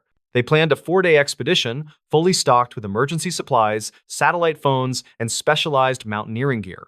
Their objective was not just the summit, but to test a new geological sensor for the National Park Service. They departed on a Thursday morning, leaving their itinerary and coordinates with the park's ranger station. For the first 3 days, the climb went perfectly. The weather was clear, the ice was solid, and the men were making excellent time. Their scheduled check-ins with the ranger station were routine and cheerful. On Sunday morning, the 4th day, the weather changed dramatically. A sudden, unexpected storm rolled in, a ferocious whiteout blizzard that dropped visibility to 0 and sent temperatures plummeting. The last satellite phone call came in at exactly 10:05 a.m. Ethan's voice was strained, but calm. Ranger Base, this is Cole. We've reached the summit. We are logging the sensor data now. The storm hit fast. Visibility is 0. Winds are 60 knots. We are establishing the emergency summit anchor and beginning descent immediately. We'll check in at Camp Muir in 8 hours. Copy that, Cole, the ranger responded. Be safe. Get off that mountain. That was the last time anyone spoke to Ethan Cole or Marcus Bell. 8 hours passed. No check-in at Camp Muir. 12 hours passed. No call. 24 hours passed. The storm raged relentlessly. On Monday morning, when the storm finally broke, revealing a clear, brutal blue sky, the largest search and rescue operation in the history of Mount Rainier was launched. Dozens of teams, helicopters, and specialized radar equipment scoured the summit area. The conditions were perfect for spotting anything. The snow was fresh and the visibility was unlimited. The search teams expected to find one of 2 things: the men's emergency anchor and their bodies encased in ice, or a debris field indicating a fall down the face. They found neither. After 3 agonizing days of searching, the team found the evidence: and it was the most baffling result imaginable. They located the summit anchor, a heavy, steel climbing stake planted exactly where Ethan had reported, just 50 feet below the true summit cornice. The anchor was secure, and the rope attached to it had been meticulously cut, not broken, suggesting the men had finished their task and started their descent.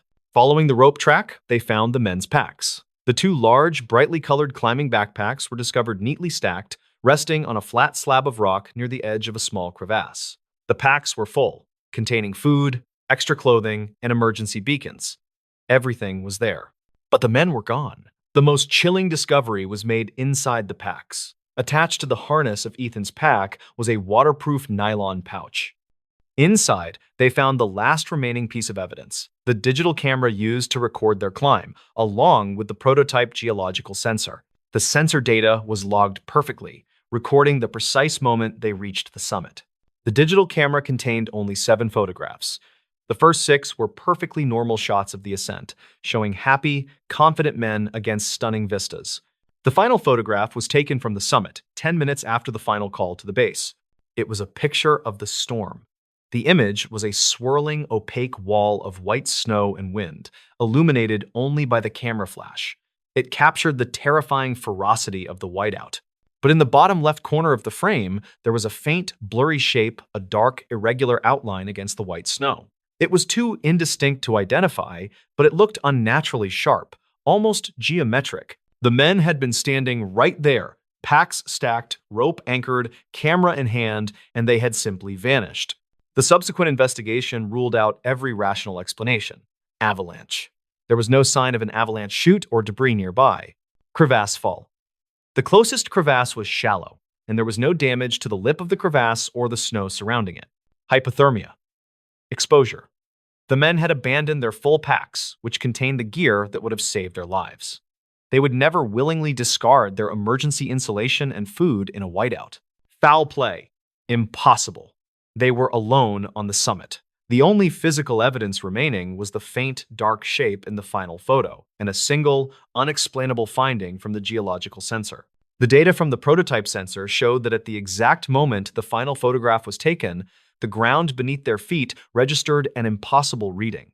A sudden, massive spike in low-frequency seismic activity, not caused by an earthquake, but by something vibrating with immense power, a deep, resonant thrum that lasted only 3 seconds. The initial theory was that the men had encountered some kind of deep, hidden vent or gas pocket, and the sudden release of volatile gases caused them to lose consciousness and wander away. But this was quickly dismissed as scientifically unsound. The mountain ranger who had taken the final call, a man named Deputy Miller, was particularly haunted by the disappearance. He couldn't shake the feeling that the mountain hadn't merely killed them, it had consumed them. Years later, Deputy Miller was on patrol in the same region, dealing with an unrelated hiker accident when he was forced to spend the night in a rudimentary emergency shelter located a few thousand feet below the summit. It was a cold, clear night, and the mountain was utterly silent. Miller was drifting off to sleep when he heard a soft, metallic clink coming from directly outside the shelter. It sounded exactly like the small carabiner of a climbing rope hitting a rock. Miller immediately went outside, his flashlight raised. The snow was undisturbed. But as he scanned the steep rock face, the beam of his flashlight caught something clinging to the ice, about 50 feet up. It was a small object, frozen into the ice of the mountain. Miller spent an hour carefully climbing up to the spot. He chipped the object free and brought it down to the shelter. It was an old, tarnished silver locket. It didn't belong to either of the missing climbers, but it was undoubtedly a personal, sentimental item. As Miller held the locket, he saw that it was scratched and warped, as if it had been subjected to immense pressure. He managed to pry it open. Inside were 2 tiny, faded photographs, one of a young woman and one of a small child. And etched into the silver of the locket's interior, barely visible, was a series of tiny, repeating symbols, the complex fractal pattern that had also been seen on the object dug up in Siberia, and the one engraved on the monolith in the Challenger Deep. As soon as Miller touched the symbols, he heard the sound again, not the clink of the carabiner, but the deep, low, tectonic thrum that the men's sensor had recorded on the summit. The sound was not external, it was vibrating in the core of the locket. Deputy Miller immediately realized the chilling implication. The mountain itself was not just rock and ice, it was a shell, and the tremor was the sound of something immense and ancient shifting beneath the surface. The men, at the moment of their success, had stood on a temporary gateway, and the mountain had simply pulled them inside, taking their locket as a payment or a token. Miller returned the next day with a team, but the patch of ice where he had found the locket was gone, replaced by fresh snow. He never revealed the existence of the locket or the terrifying vibration. He knew the mountain had simply given him a warning, and he was wise enough to heed it. To this day, the case of Ethan Cole and Marcus Bell remains officially classified as disappearance in extreme conditions. But the climbers who frequent the eastern face of Mount Rainier know the truth. They speak of certain nights on the summit when the stars are too bright and the ground feels strangely hollow. And sometimes, when they anchor their ropes into the ice, they can hear a faint metallic clink far beneath them, a sound that suggests the mountain is not empty inside, but is waiting, holding something or someone for all of time. And that, ladies and gentlemen, is the strange, dark, and mysterious story of the night the mountain ate them. Until next time, take care of yourselves. Hello, everybody, and welcome back to the channel. I hope you're having a strange, dark, and mysterious day, because today we are venturing into the primal fear of the forest, the vast, ancient woods where the laws of man yield to something far older and less forgiving. This is the story of a woman who didn't just live near the forest, but who knew its secrets too well and paid an ultimate, chilling price for her knowledge. This is the story of She Knew Too Much About the Woods. Before we dive into the deep end of the mysterious, do me a favor. If you enjoy this type of content, please take a second to subscribe to the channel, like this video, and let me know in the comments what city you are watching this video from. Your support helps me keep telling these strange, dark, and mysterious stories. Our story takes us to the dense, sprawling forests of the Appalachian Mountains in West Virginia, around the year 1967. The specific area is known locally as the Whisperwind Ridge, a region famous for its impenetrable thickets, sudden, disorienting fogs, and a disproportionately high number of unexplained disappearances. Our protagonist is an elderly woman named Agnes Morrow. Agnes was in her late 70s, a fiercely independent recluse who lived in a small, weathered cabin deep in the woods, far from the nearest paved road. The locals regarded Agnes with a mixture of fear and reverence. She was an herbalist, a midwife, and a keeper of old, strange knowledge. Agnes didn't just live near the woods, she was an integral part of them. She knew every trail, every spring, and every rock face. More importantly, she knew the rules of the woods, rules that had nothing to do with hiking etiquette or foraging seasons.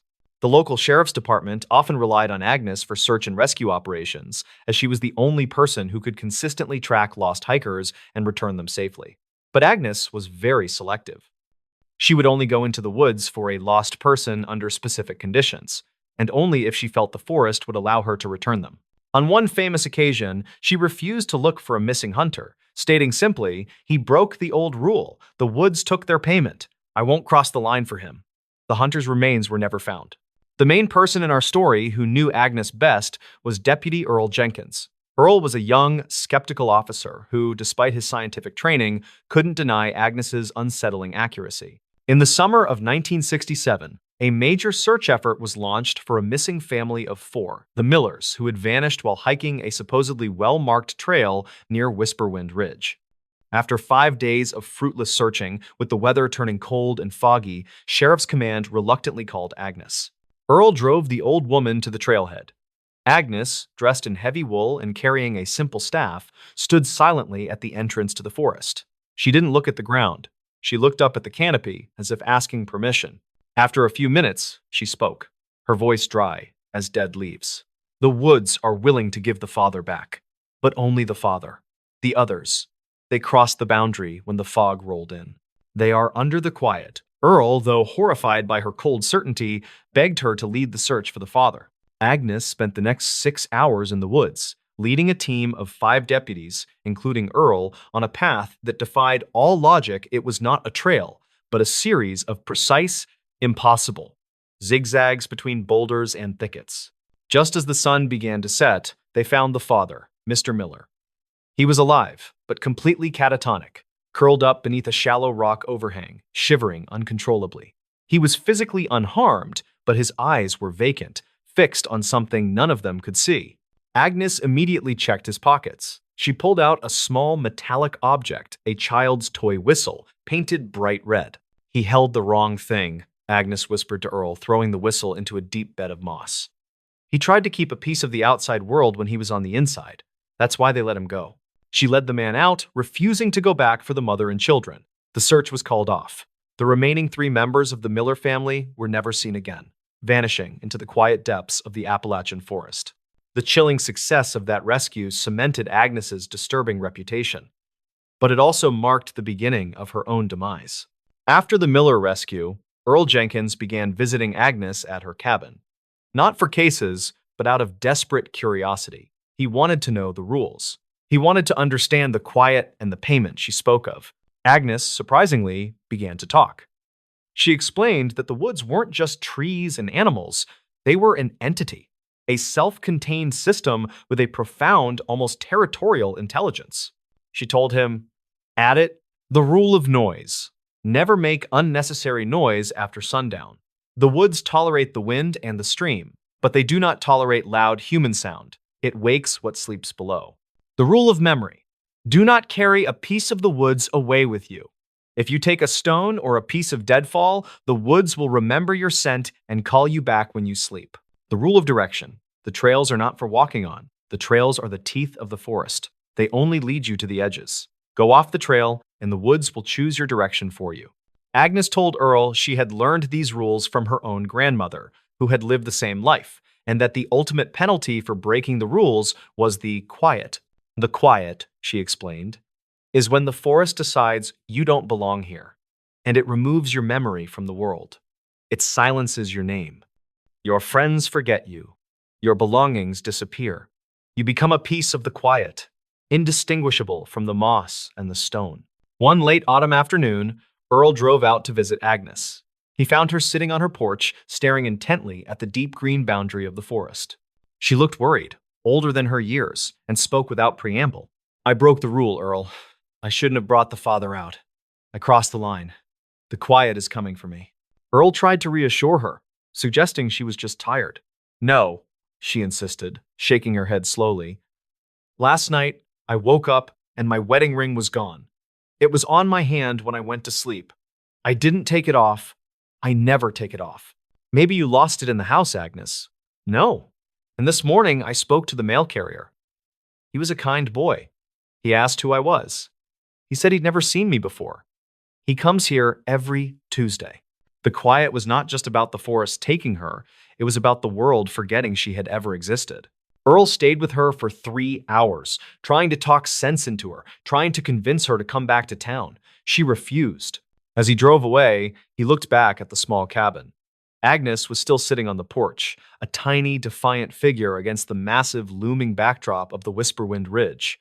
Earl returned the next morning, driving straight to the secluded clearing where her cabin stood.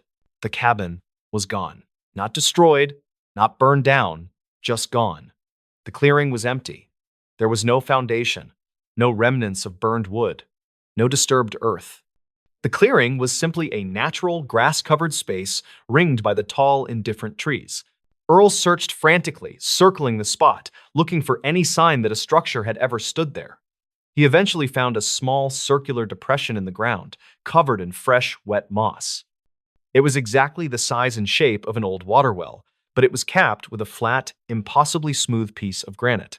He stood in the empty clearing, the utter silence of the woods pressing down on him. He realized that the forest hadn't merely destroyed Agnes's cabin, it had erased it, removing the physical structure and the memory of its presence. He spent the next week investigating. He checked land records. The lot Agnes claimed to own was unmarked, listed as unclaimed forest land. He checked the sheriff's records for Agnes Morrow. She was not in the database. He checked his own files. The reports detailing the rescue of the Miller family mentioned only the father, Mr. Miller, being found, led out by Deputy Jenkins and 2 other deputies. There was no mention of an elderly female tracker. He asked the other deputies who had been on the Miller rescue team. They remembered the father, the fog, the trauma. But when asked who led them back, one deputy frowned and said, "It was you, Earl. You seem to know the way, stepping off the trail like that." Earl Jenkins was the only person left who remembered Agnes Morrow. He had been so close to the quiet, he had nearly been consumed by it himself. He left the sheriff's department shortly after, unable to live with the knowledge he possessed. He kept only one small thing: a single, black and white photograph he had secretly taken of Agnes on her porch the last day he saw her. He kept the photo hidden away in a safe deposit box. But over the years, he noticed a horrifying change. The photograph wasn't fading. It was becoming more indistinct. Agnes's face was blurring, her features softening into an indistinguishable shadow. And the background, the deep green forest, was becoming sharper, clearer, and more dominant. The quiet was still working, slowly erasing her image from the physical world, piece by piece.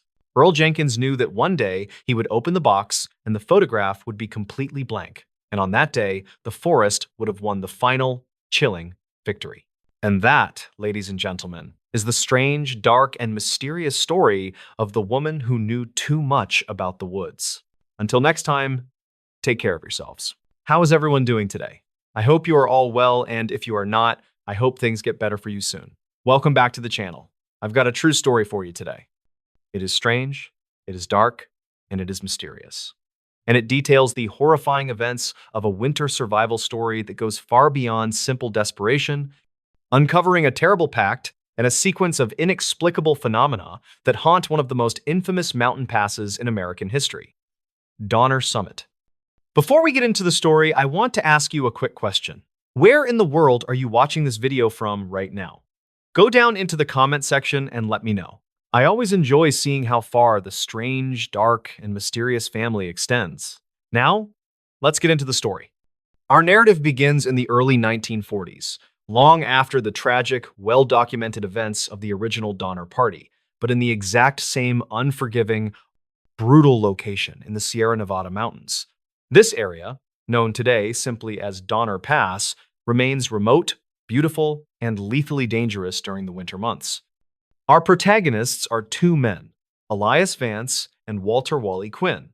They were not pioneers or travelers, but dedicated maintenance engineers hired by the newly formed State Transit Authority. Their job was crucial: to man a tiny, isolated observation shack near the summit of the pass. They were the Watchmen. 1. The Den, the sod of the best on round 1. Their purpose was to continuously monitor the towering snowpack and radio in warnings of potential avalanches or road-closing drifts to the small, scattered communities below. The Watch Shack was essentially a concrete bunker, a small, windowless, heavily fortified structure anchored directly into the granite, equipped with a shortwave radio, minimal supplies, and enough food for 2 men for exactly 3 weeks. The plan was simple. They would hike in, stay for 3 weeks, and then a relief team would hike in to swap them out. Elias, the older of the two, was a calm, meticulous man, known for his skepticism. Wally, the younger, was energetic, prone to tall tales, and deeply uneasy about the history of the pass, often speaking of the ghosts of the hungry. They were deposited at the shack in early December. The first 2 weeks passed uneventfully, filled with boring maintenance checks and shortwave radio chatter. Then, disaster struck in the form of the blizzard of 41. A sudden, unprecedented storm rolled in from the Pacific. It wasn't just a heavy snowfall, it was a meteorological event of pure, focused fury. The snow fell constantly for 6 full days, driven by winds that sounded, as Elias recorded in his log, like 1,000 angry voices screaming in the rock. The snow piled up instantly, burying the shack completely under a suffocating, dense white blanket. The relief team, scheduled to arrive on the 21st day, never made it. The roads were closed, and the blizzard made any attempt at a rescue impossible. Elias and Wally were alone, trapped, and running out of time. They had enough rations for perhaps 4 days of minimal subsistence eating. And then, only the brutal silence of the snow. The 3rd week saw the strange, dark, and mysterious begin. The silence after the storm was terrifying. They were in total darkness, relying solely on the tiny light of a kerosene lamp and the constant, static-filled drone of the shortwave radio. The first strange event was the radio silence. On the 22nd day, the shortwave, which had been their only link to the outside world, suddenly went dead. Not just static, the set produced a complete, Utter silence, even though the batteries were fully charged, and Elias checked the antenna and found no damage. They were now truly alone. The next day, the real terror began. Elias and Wally were sitting in the near darkness, conserving their last rations, when they both heard it. A sound of something scraping against the concrete ceiling directly above them. It was not the sound of wind or ice. It was a precise, rhythmic, heavy scrape, scrape, scrape, as if something with immense weight and sharp claws was slowly dragging itself across the solid 6-inch thick roof of the bunker. Elias, the rational man, grabbed an iron pry bar. He checked the pressure gauge, which showed the snowpack above them was over 15 feet thick. No known animal could survive, much less move, through that density of snow and ice. The scraping continued for an hour, growing louder and more deliberate, seeming to circle the tiny bunker. Wally, pale and shaking, whispered, "It's the hunger, Elias. The hunger has found us." On the 25th day, with the food completely gone and the gnawing pain of starvation setting in, Wally made a proposal, a chilling pact born of desperation. "Elias," Wally rasped, his voice weak, "we are going to die. But we can choose how. The past takes what it is owed. We have a radio log, a place name, a record of our existence. We leave one record behind, a final message. We agree. The first one to lose the fight leaves a note for the other." Elias, too weak to argue, reluctantly agreed to the grim, unspoken terms. The final survivor would detail the last actions, ensuring the outside world knew their struggle. It was a pact of final dignity against the inevitable. On the 28th day, Elias lost the ability to stand. He was lying on the cot, his mind slipping into feverish confusion. Wally was barely moving, curled up on the floor. It was then that the sphere returned to full operation. The shortwave radio, which had been silent for 6 days, suddenly blared to life. Elias scrambled to the set, expecting to hear the military or the rescue team. But the radio was not broadcasting human voices. It was broadcasting a single, continuous sound of chewing.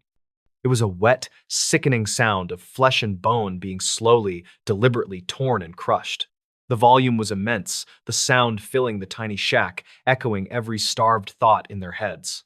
The sound was accompanied by a single, high-pitched, metallic whine that made the teeth ache. The sound persisted for exactly 10 minutes, then abruptly cut off, returning the radio to the previous heavy silence. Wally, now sitting up, his eyes wide and black, looked at Elias. "It's telling us what to do," he whispered, his voice dangerously even. "The past demands it. It's showing us the future." On the 30th day, Wally was gone. Elias woke from a fitful, feverish sleep to find Wally's cot empty. His heart hammered in his chest. He dragged himself across the floor, searching the tiny bunker. Wally was not there. The single, heavily reinforced door, the only way in or out of the bunker, was still sealed shut by the internal locking mechanism that only Elias could reach. The bunker was a tomb, and Wally had vanished from inside a sealed coffin. Elias was alone, surrounded by the silence of the radio and the crushing darkness of the snowpack. He found Wally's final note tucked under his pillow, written in a shaky, almost incomprehensible hand. The note didn't talk about the pact or the radio. It read simply, "The watchman must report. The summit needs its voice."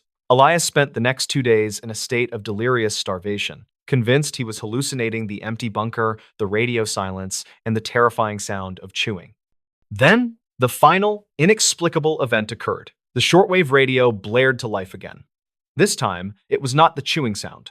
It was the sound of a human voice, Elias's own voice, but faint, distant, and distorted by static.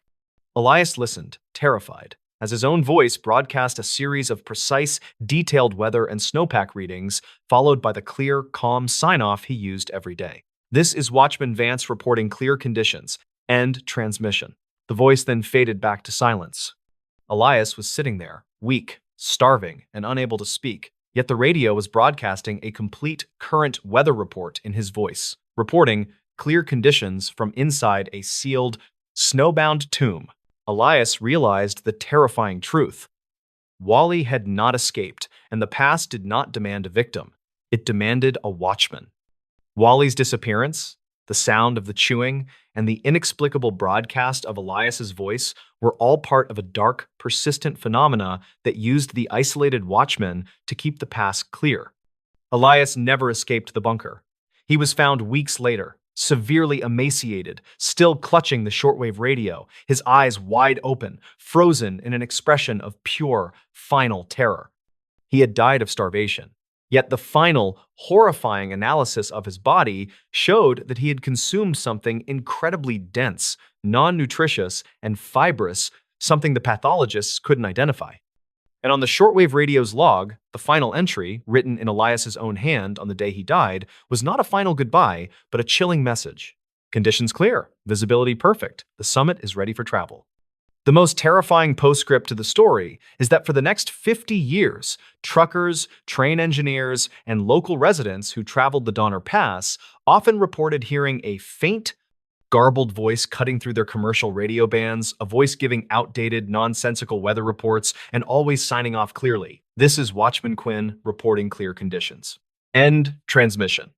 The pass had taken its watchman, and in return for their ultimate sacrifice, it granted them eternal, starving servitude, binding their consciousness to the mountain itself to endlessly report the clear conditions that lure the next travelers into its ancient, hungry trap. And that is where our strange, dark, and mysterious story ends, with the chilling truth that sometimes the hunger of the mountain is not for flesh, but for silence. If you enjoyed this strange, dark, and mysterious story, please consider hitting that like button. And if you are new here, hit that subscribe button to join our community. Thank you for listening, and I hope to see you all on the next one. How is everyone doing today? I hope you are all well, and if you are not, I hope things get better for you soon.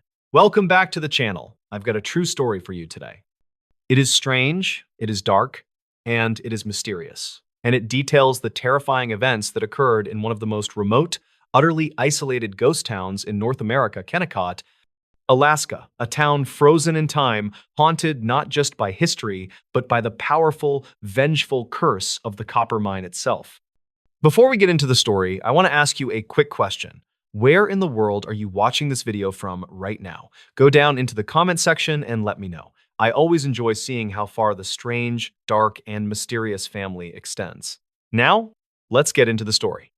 Our narrative takes us back to the far northern frontier of Alaska, high up in the Wrangell Street Elias National Park, to a ghost town named Kennecott. Kennecott was once a booming, thriving mining camp built almost entirely around a massive copper deposit discovered in the early 1900s. It was an industrial marvel, accessible only by a single winding railroad track deep in a wilderness defined by immense glaciers and towering, impossibly cold mountains. The town was abandoned abruptly in 1938 when the copper ran out. The company packed up its operations, but rather than removing the buildings, they simply locked the doors and walked away. The result is a perfectly preserved, silent industrial town of colossal wooden structures, mill buildings, and processing facilities, all left at the mercy of the brutal Alaskan winters. The entire place is a frozen monument to greed and haste. Our story focuses on a team of 3 civilian engineers and 1 historian hired by the National Park Service in the early 1990s. Their mission was straightforward: assess the structural integrity of the massive mill building, the largest wooden structure in Alaska, before the Park Service could begin preservation efforts. They were essentially historians of decay. The team consisted of Dr. Aaron Wells, the lead engineer, and an expert in cold weather physics. Ben and Lisa, 2 structural technicians, and Dr. Ellen Gray, the historian, who was obsessed with the strange, short, and wildly profitable history of the Kennecott mine. The team arrived in late October. The last bush plane dropped them off, promising to return in exactly 2 weeks. They were equipped with satellite phones, generators, and enough high-tech monitoring gear to stabilize a small skyscraper. The atmosphere in Kennecott was immediately unsettling. The town felt utterly, profoundly silent. The immense wooden mill building, 12 stories high, built into the side of the glacier, loomed over them like a massive sleeping beast. Everything was covered in a deep layer of dust and ice.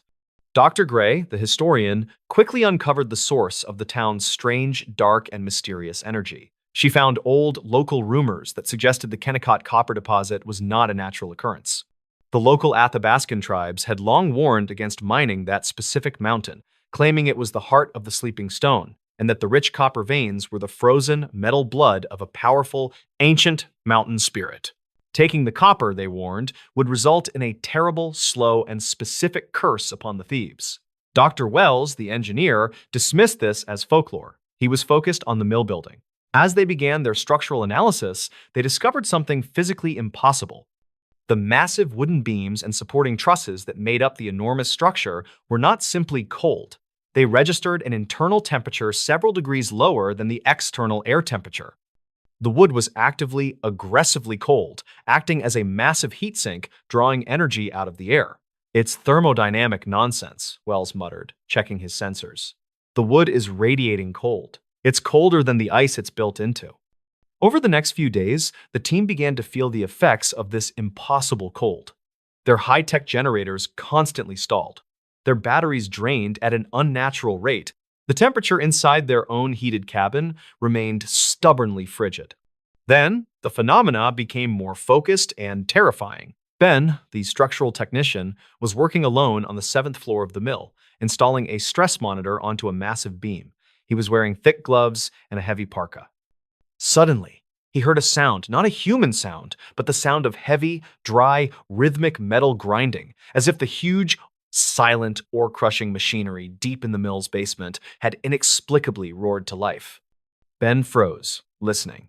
The sound was followed by a sharp, clear voice, not from the radio, but originating from the hollow wooden walls right next to him. The voice was deep, resonant, and spoke in perfect, clear English, yet it sounded like gravel being scraped against steel. The voice said simply, "Thief. Return the blood." Ben threw his tools and scrambled down the 12 flights of stairs in a blind panic. When he reached the bottom, he found the other members of the team, who had heard nothing but Ben's screams echoing in the vast empty structure.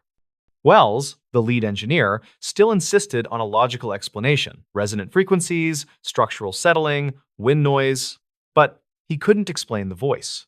Dr. Gray, however, knew. She had found a specific reference in the old mine logs. The local Athabascan legend warned that the curse of the Heart of the Sleeping Stone was not aimed at their lives, but at their warmth and their tools. The spirit would not kill them directly, but would slowly, methodically, freeze their very purpose, their machines, their power, and their will until they succumbed to the mountain's cold. The most bizarre, dark, and mysterious event occurred the next night. The team was huddled in their cabin, afraid to leave. They heard the sound of footsteps outside. Not human footsteps, but a slow, heavy, rhythmic, dragging sound moving across the hard-packed ice right outside their windows.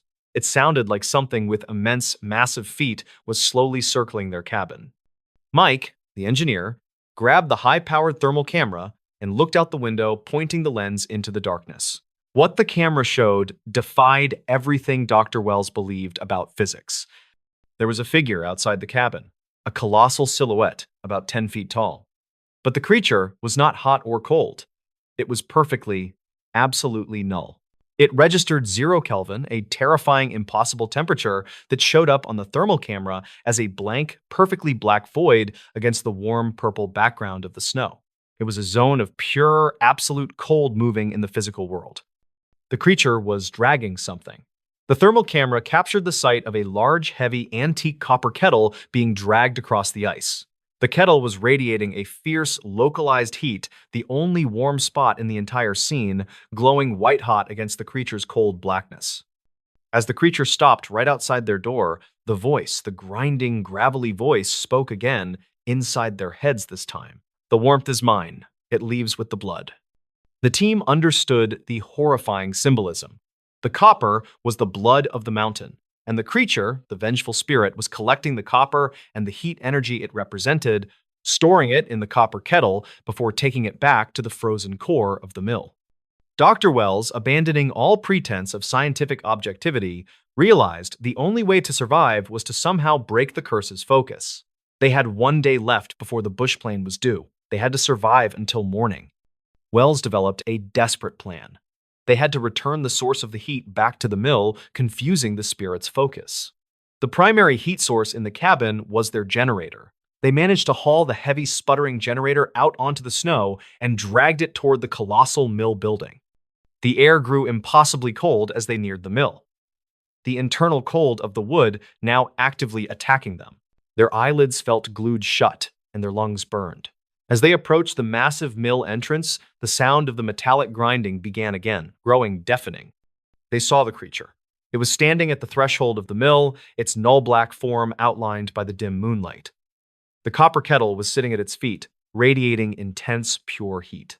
Wells, on the verge of collapse, pushed the sputtering generator over the threshold. The generator roared, spewing heat and exhaust into the cold air. The moment the generator's heat hit the ground, the creature reacted. It let out a single, piercing, non-acoustic shriek of pure, telepathic pain that knocked the team backward onto the ice. The mill building then reacted. The massive wooden structure, 12 stories of silent, dead timber, began to groan not from settling, but from immense internal effort. The internal temperature sensors, which they were still carrying, spiked violently, showing a sudden, catastrophic internal heat surge that should have instantly incinerated the building. The colossal structure was fighting itself, the generator's heat against the mountain's cold. The creature's null-black form dissolved instantly into a cloud of swirling, white, supercooled vapor. The copper kettle, now empty, rolled across the ice and shattered into 1,000 shards of brittle, frozen metal. When the snow settled, the mill was silent again. The internal heat surge vanished, returning the mill to its impossible cold. The generator was now silent, completely seized and frozen solid. The team staggered back to the cabin, barely alive. The next morning, the bush plane arrived. The pilots found the team severely frostbitten, nearly incoherent, but alive. The pilots reported an anomaly. The massive wooden mill building, which had stood perfectly preserved for decades, was now covered in thousands of tiny, microscopic fractures that were all concentrated around the massive support beams. The wood had been violently stressed, as if the mill had been momentarily twisted from the inside out. The team was evacuated. They all suffered permanent nerve damage from the cold exposure, and they all carried one permanent auditory injury, a continuous, faint internal tinnitus that sounded exactly like the low, rhythmic grinding of the silent copper mill. The official report blamed hypothermia and a localized mechanical failure for the team's distress. Dr. Wells, however, never practiced engineering again. He dedicated his life to researching the strange, dark, and mysterious relationship between geometry and heat. His final unpublished theory stated that the curse of Kennecott was the mountain's method of reversing entropy, actively cooling and freezing the remnants of the human endeavor, ensuring the mountain's time would never pass. The final dark postscript to the story. Dr. Ellen Gray, the historian, years later, was monitoring the National Park Service's live stream from a camera placed high on the mountain overlooking the abandoned mill. The camera was running silently. One night, the camera captured something impossible. The enormous copper mill building, 12 stories of decaying wood, did not move. But the massive shadow it cast onto the glacier below suddenly and violently stretched and retracted, as if the mill were breathing a massive, silent, living heart, still sucking the heat from the world around it, waiting for the next brave souls to challenge the curse of the frozen copper mine. And that is where our story ends, with the terrifying knowledge that sometimes the true curse is not death, but the eternal, impossible, profound cold. If you enjoyed this strange, dark, and mysterious story, please consider hitting that like button, and if you are new here, hit that subscribe button to join our community. Thank you for listening, and I hope to see you all on the next one. Hello, everybody, and welcome back to the channel. I hope you're having a strange, dark, and mysterious day, because today we are diving into a cold case that has baffled law enforcement for decades, a perfect, clean disappearance where the evidence contradicts itself, leaving behind a profound and unnerving mystery. This is a story about how a person can vanish completely, leaving behind only their perfectly preserved and utterly normal life. This is the story of They Found the Car, but Never the Driver. Before we dive into the deep end of the mysterious, do me a favor. If you enjoy this type of content, please take a second to subscribe to the channel, like this video, and let me know in the comments what city you are watching this video from. Your support helps me keep telling these strange, dark, and mysterious stories. Our story begins in the vast, desolate landscape of the American Great Basin, specifically in the state of Nevada in the summer of 1994. This is a region of long, empty highways and expansive desert where the nearest sign of civilization might be 50 miles away. Our central figure is a man named Peter Graham. Peter was a 35-year-old software engineer from Sacramento, California. He was a creature of habit, known for his punctuality and meticulous organization. In July of 1994, Peter took a week off work, telling his family he was driving to Salt Lake City, Utah for a solo hiking trip in the mountains. He left his home on a Friday morning, driving his brand new metallic blue Ford Explorer. He was expected to call his wife, Carol, that Sunday evening upon checking into his hotel in Salt Lake City. Sunday came and went. Carol did not receive a call. Monday morning, Peter did not check in to his office. By Tuesday, Carol filed a missing person report. Peter Graham had vanished without a trace between Sacramento and Salt Lake City. The police immediately launched an investigation, focusing on the most logical assumption: a car accident on one of the treacherous mountain passes of the Sierra Nevada. For 3 agonizing weeks, the search turned up nothing. Peter's blue Ford Explorer, which should have been highly visible, was nowhere to be found. The police began to suspect foul play, a robbery, or perhaps Peter had abandoned his life, though those close to him dismissed this idea immediately. Then, nearly a month after Peter disappeared, a state trooper patrolling a remote, unpaved service road 50 miles north of Tonopah, Nevada, a road Peter had absolutely no logical reason to be on, spotted something out of place. It was the blue Ford Explorer. The car was parked deep off the main road, resting perfectly level on a stretch of flat, packed earth. It was not hidden. It was simply placed, facing west, toward the setting sun. The police swarmed the location. The first thing they noted was the sheer anomaly of the scene. The car was pristine. There was no crash damage, no dents, and no mud. It was simply parked, as if waiting for its owner to return from a brief errand. The official report, written by the lead detective, described the interior of the Explorer in minute, chilling detail. The interior of the Ford Explorer. The keys. The ignition was off, and the keys were not in the car. They were found resting neatly on the center console, exactly where one might place them before getting out. The personal effects. Peter's wallet, containing $400 in cash and all his identification, was on the passenger seat. His expensive wristwatch was on the dashboard. His laptop, still inside its carrying case, was on the back seat. Nothing of value had been stolen. The windows and doors. All 4 windows were rolled up tightly. The doors were unlocked. There were no signs of a struggle, forced entry, or resistance. The food. A half-eaten sandwich, wrapped in aluminum foil, was resting on the driver's side floor mat beside a nearly full can of soda. The food was slightly spoiled by the desert heat, suggesting it had been left within the first few days of the disappearance. The gas tank. The fuel gauge read nearly full.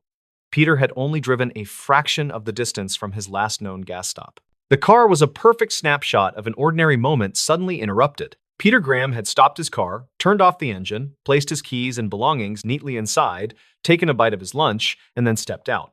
And then he had vanished. The search teams, dozens of volunteers, dogs, and aerial reconnaissance scoured the surrounding desert. They searched for signs of a struggle, footprints, or discarded clothing. They found nothing.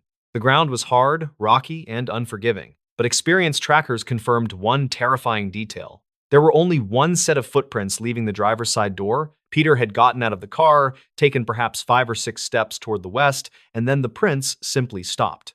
It was as if the ground had opened up and swallowed him whole. The police were baffled. If this were foul play, why leave the keys and the cash? If it were an animal attack, where were the signs of struggle or blood? If Peter had hiked away to harm himself, why leave his fully stocked backpack in the vehicle? The missing details. As the investigation intensified, the focus shifted to the objects that were not in the car. The police confirmed that Peter had packed a large, durable hiking backpack containing water, a compass, and emergency supplies. The backpack was missing. This indicated that Peter had planned to walk away, but only for a short time, as he had left his wallet and keys behind. However, the most unsettling missing detail was found in the car's trunk. Peter's hobby was photography. He always traveled with his high-end, heavy-duty SLR camera. The camera was not in the car, nor was the special rolling tripod he always used. When Carol was shown the list of contents, she revealed an additional, horrifying detail. Peter had loaded a brand new roll of 36 exposure film into his camera the night before he left. This film was now missing. The detective theorized. Peter had parked, had lunch, grabbed his backpack and his camera, and walked a short distance into the desert to take a photo. But what would compel a meticulous man to leave his entire identity and his means of travel behind just for a picture? The police searched the entire area for the camera or the tripod. They even tried to find signs of a camera bag, believing the tripod might have been used to secure a camera for a long exposure. Nothing was found. The case went cold, quickly devolving into urban legend. Peter Graham was presumed dead, but his manner of disappearance was considered the perfect, impossible crime. The phone call. The story takes a chilling turn 3 years later, in 1997. Carol Graham had moved to a new state and was trying to piece her life back together. She had changed her phone number and was living under a cloud of grief and unanswered questions. One afternoon, her phone rang. It was an unknown number, and the voice on the other end was distorted, faint, and riddled with static, as if speaking from a very long distance. "Hello?" Carol asked. The voice crackled back. "Carol?" It was Peter. It wasn't just a similar voice. It was Peter's unmistakable cadence, the slight, distinctive tremor in his speech. Carol, paralyzed by shock, could only whisper his name. "Peter? Oh my God, Peter, where are you?" Peter's voice came back, thin and desperate, fighting through the static. "Carol, I don't know where I am. I took the picture. I took the picture of the thing. I shouldn't have." "What thing, Peter?" "The police found your car. Where are you? The air is wrong here. It smells like ozone and dry ice. Carol, I'm trying to develop the film. I have to see the photo." His voice was rising to a frantic pitch. "The tripod. I put the tripod on the structure, Carol. It wasn't a mountain. It was too sharp. It was geometric." Carol was sobbing now. "Please, just tell me where you are. I can find you." "I'm close. I can see the lights. I can see the blue car," Peter whispered, his voice suddenly dropping to a horrifyingly clear tone. "Carol, I think I'm standing next to the car, but the air is black here. The sun isn't working." He was describing his location, precisely the place where the car was found, but he was clearly experiencing the reality glitch that defined Peter's story. The final words Carol heard, before the line went dead, were choked with terror. "The structure. It's dissolving the film. It's dissolving me. Carol, look at the picture. Look at what I took." The line went silent.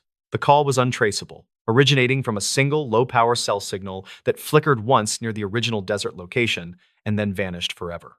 The police revisited the site, checking for any new physical evidence, including any sign of a geometric structure, but the desert floor was undisturbed. The mystery of Peter Graham remains one of the most frustrating disappearances on record. The evidence suggests two terrifying possibilities. He stepped out of reality, that the location where he parked was a brief, localized anomaly, a tear in the dimensional fabric. Peter stepped out of his car, carrying his camera to photograph something impossible, and that object or event simply erased him from this reality. The stopping of his footprints is the moment he passed through the barrier. The car is a beacon, that the perfectly preserved car, with all his valuables, wasn't abandoned. It was left as a deliberate, static marker. Peter's final phone call suggests he was still connected to that location, perhaps standing next to the car, trapped in a mirrored dimension where his world was dark, and his only link was the final roll of film documenting the impossible structure he stood on. The blue Ford Explorer was eventually sold at auction, but the desert road where it was found is now avoided by locals. They claim that if you drive down that road late in the afternoon, sometimes you can see a strange, rhythmic flashing light in the distance, the brief, powerful flash of an old SLR camera, taking a picture of the setting sun, desperately trying to capture the last image of the world it used to know. And that, ladies and gentlemen, is the strange, dark, and mysterious story of the time they found the car, but never the driver. Until next time, take care of yourselves.